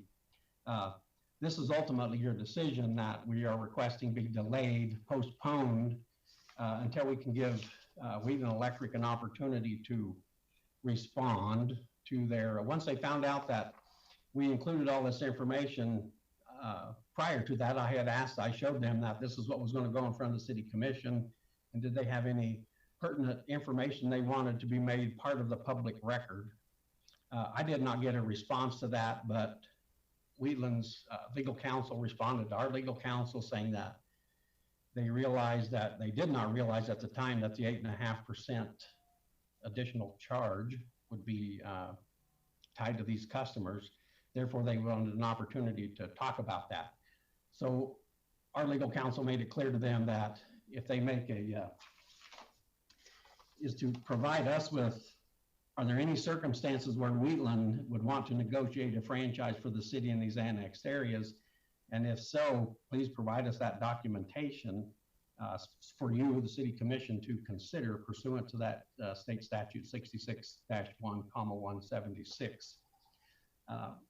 So we're asking that no decision be made on this yet. We've indicated to Wheatland Electric we would give them up to 15 days to answer that question and then go from there. I'll just finish my memo, even though we're not expecting you to make a decision. The financial impact of this decision is determined by the extent to which the two properties would develop naturally. A decision to have the city electric serve this property would mean the city would assume the expenses associated with infrastructure, power, and energy supply. And in this case, under the current ordinances that set forth, any residential development is installed, all of electric facilities are installed at no charge to that developer to enhance additional residential development. And then the city would also realize any revenue from that development from any new utility accounts. Should the city decide to issue a franchise to another retail electric provider, then the city would not have any expenses, but would realize a revenue stream for a franchise fee that would be charged to them. So that was a lot of stuff. I'm more than happy to answer any questions regarding that. I know Randy is and Matt's both there to answer any questions too, if I can. I was going to say if Randy had any comments, Matt, or. No, Mike, this is Randy. City Attorney Mike is correct. We are affording Wheatland the opportunity to provide us with information. Mike had everything timely done, but I think after Wheatland's counsel reviewed what was given to him by Mike, they wanted to consider whether they wanted to participate in discussions of a franchise for these two pieces of property, or to better get an understanding from the city how it was going to proceed in the future as far as assessment of the 8.5% fee on any development on the bare ground. So we need to have a discussion with staff and our council, and then discuss it with Wheatland moving forward with these two pieces of property and also any others in the future. Thank you. So at this time, Matt, do we need to table this item, or we just let it sit until it's brought back? Don't take any action. I mean, absent a motion, we just move on to the next item. We'll bring it back to you. That's correct. Okay, thank you. Thanks, Mike. Appreciate it. Yep, you're welcome. Without seeing anybody jumping up on their screen to give a motion, we'll move on to the next item. That's 12. Let's see.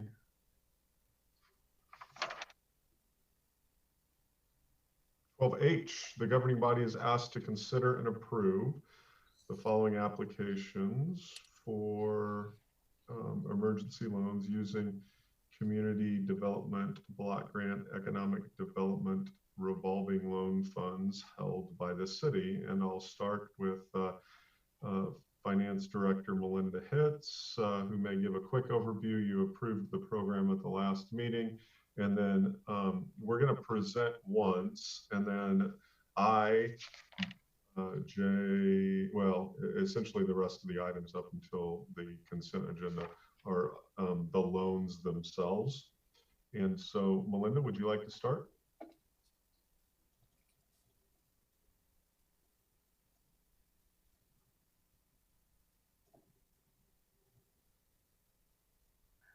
This is Melinda Hitz, Finance Director. We are looking at the Cdbg emergency loan applications. Currently, the governing body is asked to consider and approve the following applications for loans. The background on this is, Celine, can you go back up to that? The Kansas Department of Commerce recently acted to allow the use of county and city Cdbg loans under emergency guidelines to assist businesses impacted by COVID-19. On those guidelines from the previous action item on this agenda, if approved, you'd be looking at loans to provide in the community. So attached, we're going to have a list of businesses that you can look at individually, one by one. The funds are currently in Fund 52. We had $504,000 available to be distributed. And so at this point, we can look at each one of those individual applications. Lana, would you like to kind of give the commission a quick update on where we're at with the all the applications, and then we can go into the slate of applications to review for this meeting? Absolutely. Can you hear me okay? We can. Thank you. All right, great. Good afternoon, Mayor and Commissioners. Yes, so I have been updating the spreadsheet with the applications as they come in and distributing that to both the city and county administration so that they know where we are on the Cdbg loan funding. I have color coded it, which I don't know. Oh, you can see it on your packet. That's good. So I've color coded the applications based on whether or not they are a city within the corporate limits of the city or outside. The blue items, as you can see, the predominant number of applications have come from businesses within the city of Garden City. That isn't surprising. Obviously, that those who are most impacted right now in the short term have been retail service businesses, our hoteliers, restaurants, that type of business. So it's not surprising that the majority of them would be located within the corporate limits of the city. What I've done is just given you kind of where the application status is. GPDI represents Great Plains Development, Inc. Out of Dodge City, who manages, they are the federal funds administrator for these loans. And they are the ones who qualify the loan, determine that it does meet the low to moderate income, 51% low to moderate income requirement, which is basically the only requirement attached to these dollars right now. We're not requiring any financials be submitted. We're not running any credit reports. We're not having a loan committee meet. It is literally get these funds out as quickly as possible so we can help these businesses get through to the other side of this crisis. So as it stands right now, the city, if you approve all of the applications before you today, that would leave you with the remaining balance of approximately $109,000 in this fund. You approved $70,000 at your previous meeting 2 weeks ago. And then right now we have pending funds, pending applications of about $325,000. And after today, sorry, I misspoke, but after today's, you would have $199,000 left for the remainder of those applications. So we do still have some room for additional businesses to apply. We've had a couple of additional applications come in yet this week, and I've taken many calls over the last couple of weeks asking questions about these funds. I know Celine has as well. So that's where you are today. I did include on the tab that is specifically City Commission for the loans that are in front of you today. I included again that FTE number, which is the full-time equivalency jobs that will be retained as a result of these funds. Thank you, Lana. Are there any questions? Yeah, the information was really, I really appreciated the spreadsheet, and also this last one that Matt's showing on the screen. Just thank you for the information. It's really good. Any questions absolutely. or comments for Lana? I would tell you that the County Commission took up their first application yesterday, which was the Rosie's Helping Hands application, and they did approve it under the same parameters that you all have approved loans under. And just to make sure so these are loans but they're just low interest loans, is that correct, Lana? And then I know that during the budget process, Melinda said the first year they pay interest, and then after that they have a maximum of 2 years to pay back the amount they're borrowing.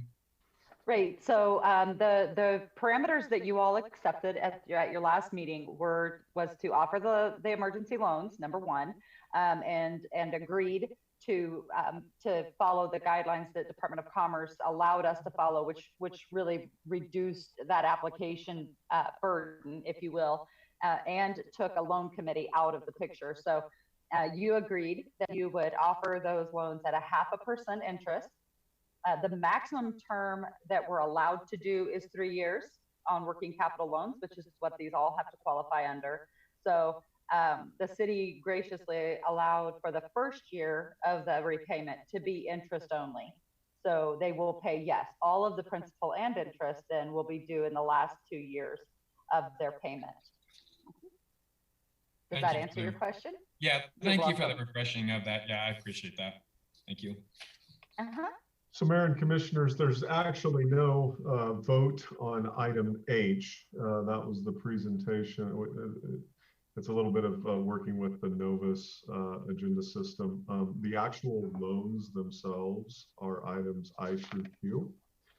And so if there aren't any other questions on where we stand globally on the Cdbg revolving loan program, I think it would be appropriate to move to 12I, your consideration of an application from E&L Lawn Service for a community development block grant loan in the amount of $10,000. So again, on these, we'll go ahead and we'll call for a motion. Any discussion, we'll call for a motion in a second, and then again, we'll use aye in favor or opposed nay. So any discussion on this first one? Okay, we'll call for a motion.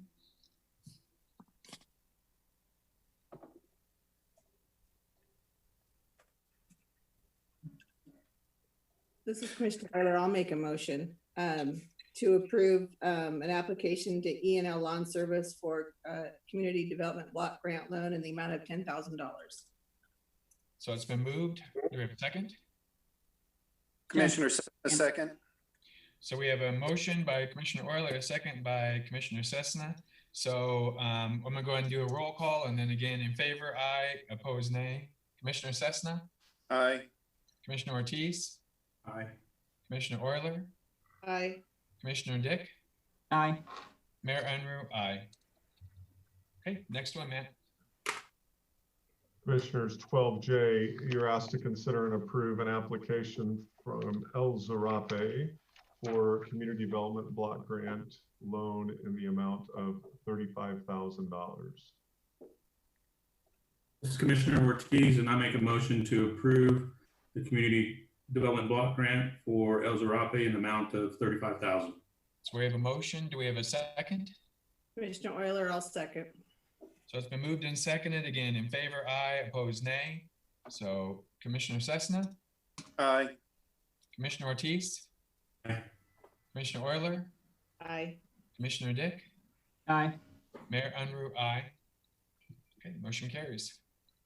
Item 12K, the governing body is asked to consider and approve an application from Illusions Hair Salon for a community development block grant loan in the amount of $15,000.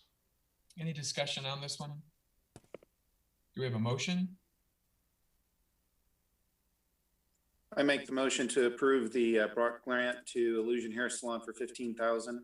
It's been moved. And do we have a second? Shannon Dick, I'll second. So it's been moved and seconded. So Commissioner Cessna, Aye. Commissioner Ortiz, Aye. Commissioner Euler, Aye. Commissioner Dick, Aye. Mayor Unruh, aye. Item K.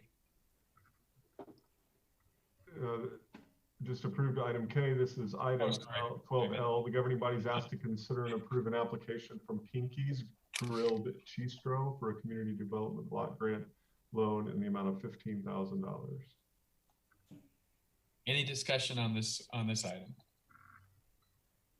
Do we have a motion? Commissioner Ortiz and I make a motion to approve the application for Pinkies on the community development block grant for the amount of $15,000. It's been moved. Do we have a second? Shannon Dick, I'll second. So it's been moved and seconded. Commissioner Cessna, Aye. Commissioner Ortiz, Aye. Commissioner Euler, Aye. Commissioner Dick, Aye. Mayor Unruh, aye. Item 12N, the governing body is asked to consider and approve an application from Traditions Soda and Sandwich for a community development block grant loan in the amount of $20,000. Man, I think we missed stroke cleaners. I'm sorry. Item M, the governing body is asked to consider and approve an application from Stroke Cleaners for a community development block grant loan in the amount of $35,000. Any discussion on this one? Do you have a motion? This is Commissioner Euler. I'll make a motion to approve an application from Stroke Cleaners for a community development block grant loan in the amount of $35,000. Do we have a motion? Do we have a second? Second by Commissioner Cessna. Okay, so let's go ahead and take a vote. So it's been moved and seconded. Commissioner Cessna, Aye. Commissioner Ortiz, Aye. Commissioner Euler, Aye. Commissioner Dick, Aye. Mayor Unruh, aye. Thank you. Whoa.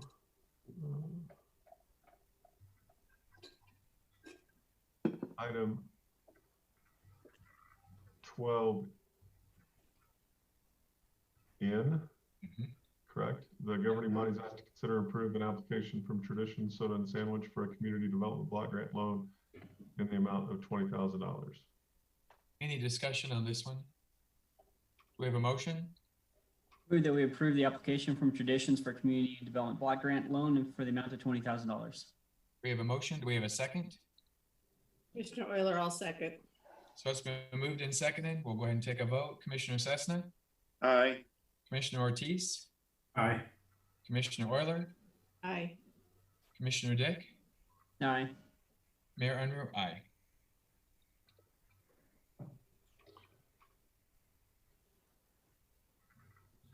Okay. Item O, the governing body is asked to consider and approve an application from Garden True Value for a community development block grant loan in the amount of $35,000. Any discussion on this item? See, we'll call for a motion. This is Commissioner Ortiz, and I'll make a motion to approve the application from Garden True Value for the community development block grant and the loan amount of $35,000. Do we have a second? Shannon Dick, I'll second. So it's been moved and seconded. Let's take a vote. Commissioner Cessna, Aye. Commissioner Ortiz, Aye. Commissioner Euler, Aye. Commissioner Dick, Aye. Mayor Unruh, aye. Item 12P, the governing body is asked to consider and approve an application from Unique Automotive for a community development block grant loan in the amount of $35,000. Any discussion on this item P? Okay, we'll call for a motion.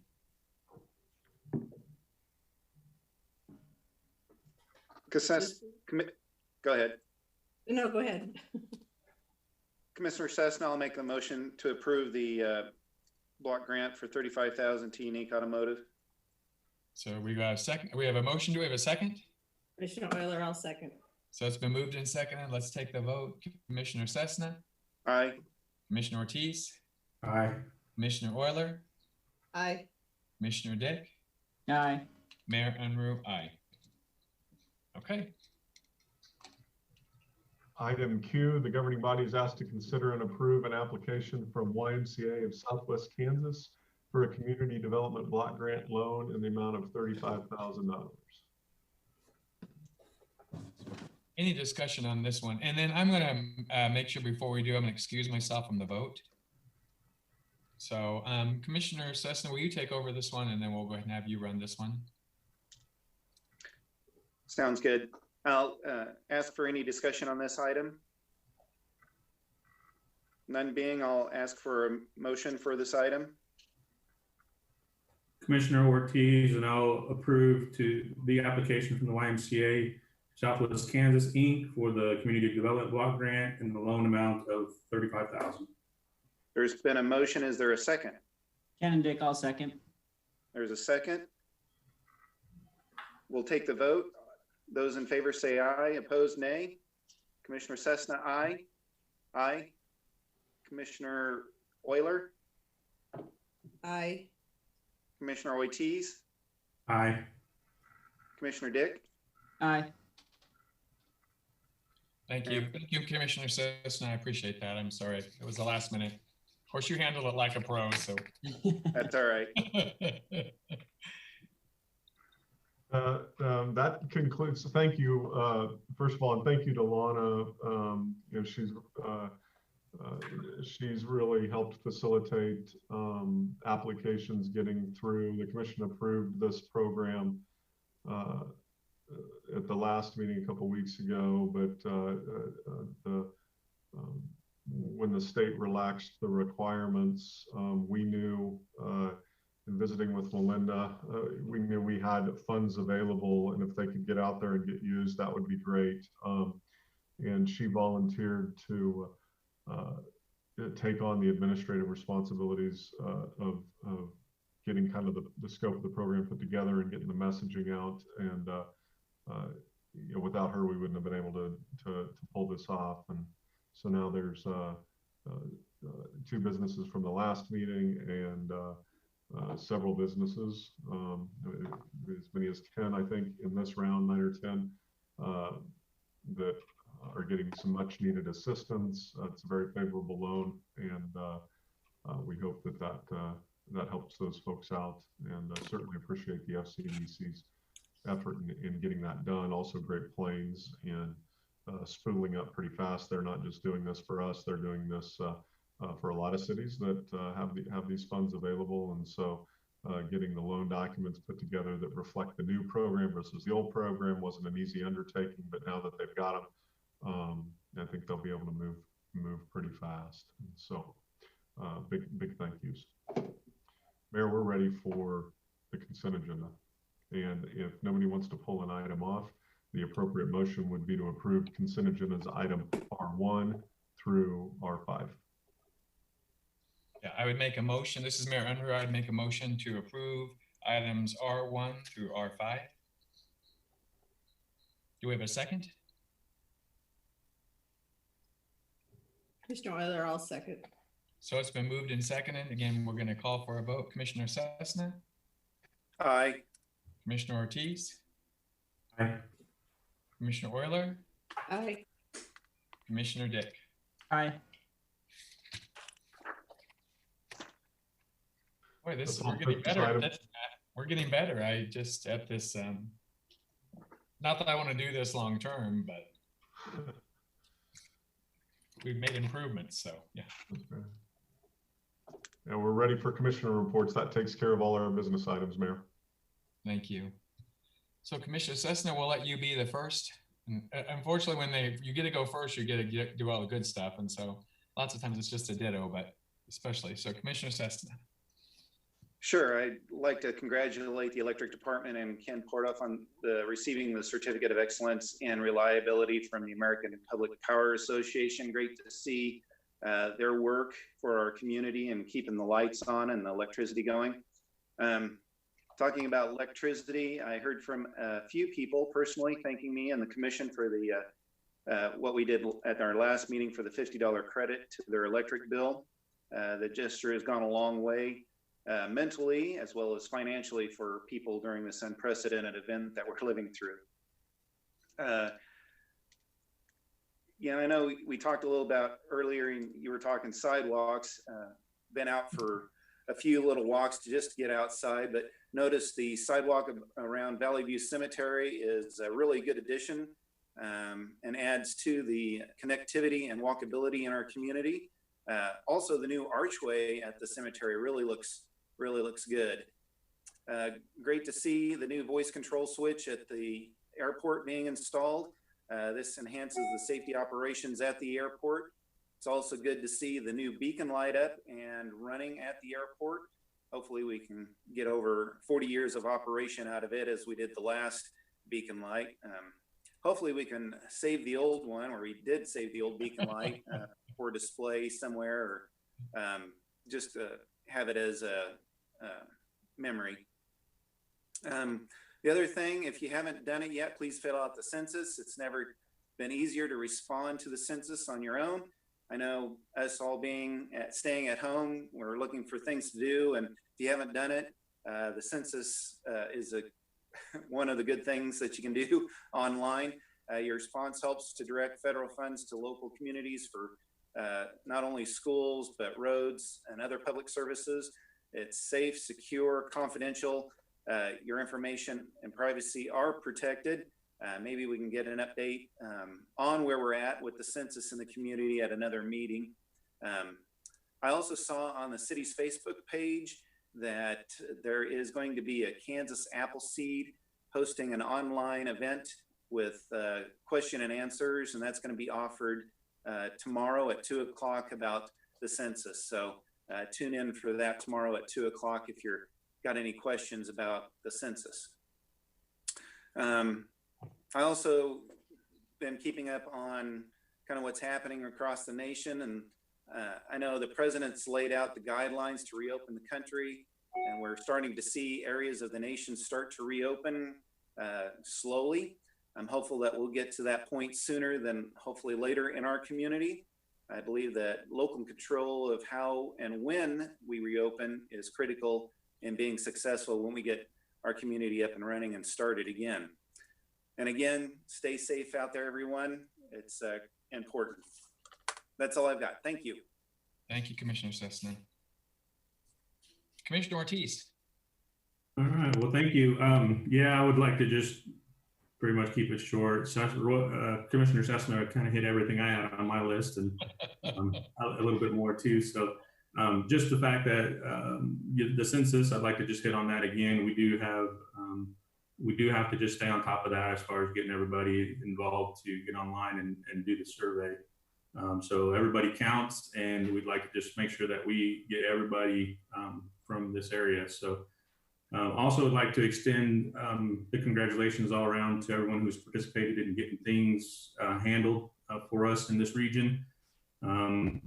It's very important to see everybody who is coming together. Just to get everybody involved, everybody that we can know who's a professional and it's not a person bringing masks and stuff for people that need to work.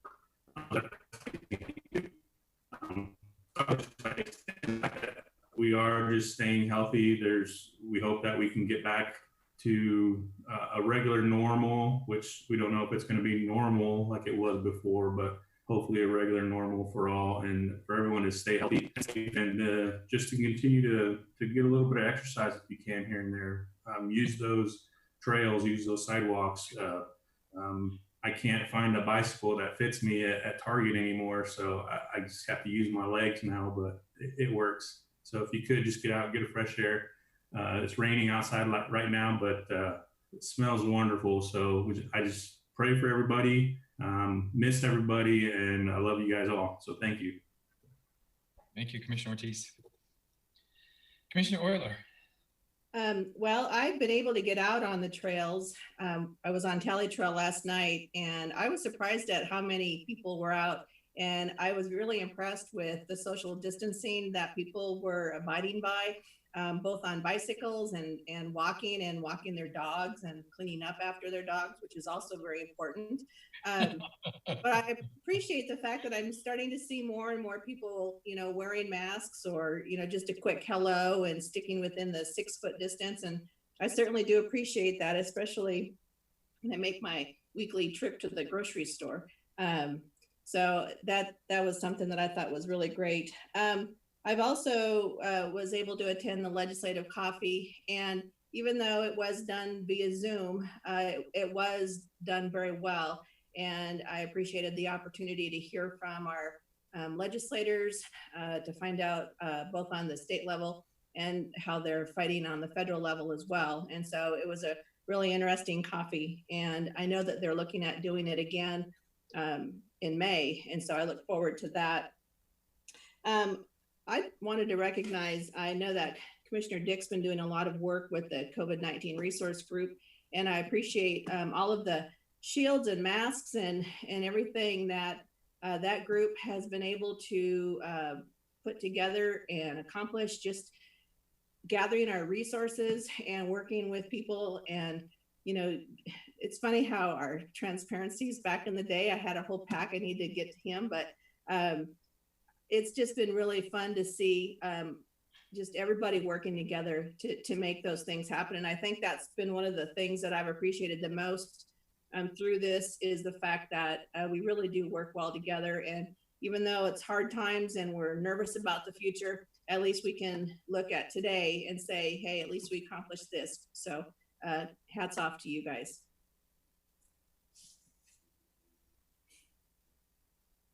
Thank you, Commissioner Euler. Commissioner Dick. All right, well, I'll just first start talking about what Commissioner Euler has talked about in a really big thanks to everybody who's in that Southwest Kansas COVID resource group. There's over 200 members now, and everybody's working towards making sure all the people that are in the front line are getting the needed materials that they have, from, like you said, cloth, face masks, visors, and stuff like that. And it goes to show you, it's just like what we saw with when we had the Tyson fire. The one thing that we really can count on in our community is our community. And that's a great place to be in, where we are the strongest part of the community. It's the economy might go up and down, weather is going to go up and down, commodity prices are going to go up and down, but we always have a great community here. And we're seeing that again with this crisis. So it's been good, and there's been a lot of good coming from this, and hopefully we can continue on and make sure everybody gets their needs met. The other things I want to say, again, congratulations to the electric department on their award. Like we said, make sure you do that census. Again, it's going to be one of the most important things we do for our community, not just for this year, for the next 10 years. So when you're in your conversations with people, make sure that they've done that census. Just say, hey, I did my census. Have you got that done yet? Because that's something we really, really need to get done. And it's even going to be more imperative now that we have our barriers that we have right now. One thing that I think is going to get lost in the shuffle, but we really need to make sure we point out, is how well the Buffalo Dunes is doing that master plan, doing the water saving, all that stuff. That's a tremendous project, and taking the steps to be able to address water while doing better play, while growing our own sod and stuff like that. That's huge. I mean, that's a really big thing. So kudos to them. A big thing we need to keep on remembering is a big thanks to all the essential workers, all our healthcare providers that are keeping our community going. Thank you for putting the health of you and your family on the line to make sure our community keeps on functioning as it has been doing. And big thanks to that. And then finally, remember to take a break every once in a while and do something different out of that routine. And for me, it's an extra little step, but take a time to go and get some takeout from one of our restaurants locally. It's so hard when you're at home to just keep on making that food because you just have the refrigerator food. It's a Tuesday. Let's go ahead and celebrate it. Go get a call. Go look at the Chamber of Commerce. They have a list of all the restaurants in town. And if they deliver, if they do curbside, go pick one of those. Go treat yourself and get yourself, even for just a mental break, go do something like that and keep that as part of your normal routine. Do that as a family event where you can kind of get together and do something a little bit different. But we'll all get through this, and thank you very much. Thank you, Commissioner Dick. Well, that's the danger with going last always, and some really great comments. Thank you for your patience with the meeting and that again, working together on Zoom. I knew we could do it. I didn't know how well we could do it, but every time we get better. I do want to say, I've had a lot of people say either text or call or email or even reading the Facebook post, say thank you for the electric, the credit. And I just really appreciate electric department finding ways to really benefit people during this time. And so really the thanks is really to our city staff. And so we are grateful that we were able to do that. I did, you know, I was so grateful for Kent and Mike. I think the whole electric department deserves a lot of thank yous. And I know that they work together as a department. It's not a one man show. It's everyone working together. I did receive an email from Kent this weekend when a lightning strike happened, and he was warning us of some potential issues that might be at our church. And right now, since we're virtual, I mean, we were able to go up there early and reboot and fix everything, where last minute with technology is no fun. So I appreciate this, those attention to details. And that's the thing about being a connected community. And I know you've all spoke about that. I do want to say thank you to the work that Lana and her team over at Economic Development are doing with the small business loans. This is really vital. As a small business owner, I understand the need to really make sure that you can keep your employees paid, keep your business running, and there is going to be something on the other side of this, so I'm excited about that. I did get a chance to be on a call with a Zoom call with Senator Moran, and just a lot of other people who really are doing some great work behind the scenes. And he asked a lot about our community, and I know that he's doing everything he can, and I know our legislators are really working hard, not only local here, including us and the county commission. They do have their meetings on. They had a really nice meeting on Monday, and that you could actually hear, and it was really well done. And then also our state legislators. Then again, thinking about our federal legislators. I think we have the best up in Washington, and I really appreciate the work they're doing. Nonprofits, I know that the $50 that we got back, if you have extra dollars in your budget and you want to benefit a nonprofit you care about, this is the time they really need it. I'm talking about not only your churches, but also the nonprofits who act as a safety net in our communities. You know, there's a lot of things that they're doing and a lot of expenses going out. So just make sure and remember those. I'm so grateful that someone else said sidewalks other than me, Commissioner Cessna. Thank you. The sidewalks are, I have valued those more than ever now. And I love being out and amongst. I've been able to go a lot of different places. This last weekend, I ran the Laura's Legacy alone, that was sad. After you run it with 1,000 people, it was lonely, believe me, and a lot harder, I'll tell you that. But you know, we have a lot of really great places to exercise. The last thing I want to talk about is, you know, where you get your news and information from, especially about COVID-19, is very important. We have an incredible health department in Finnick County Health Department, the KDHE and St. Catharines. They're our trusted source of information. So before you think about, really go to those websites, check on that information, call them. They are really willing and answer questions if they can. But that's really our trusted. They're working hard for us locally. They care about us. And I know that we as a city commission are going to be looking at the other side of this. We know that we're working hard to minimize everything to protect all of you, and to protect our families too. So with that, I really appreciate everybody's time and attention. Matt, I don't have anything else unless you do.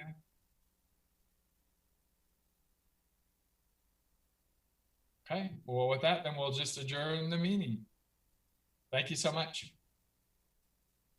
Thanks, everyone.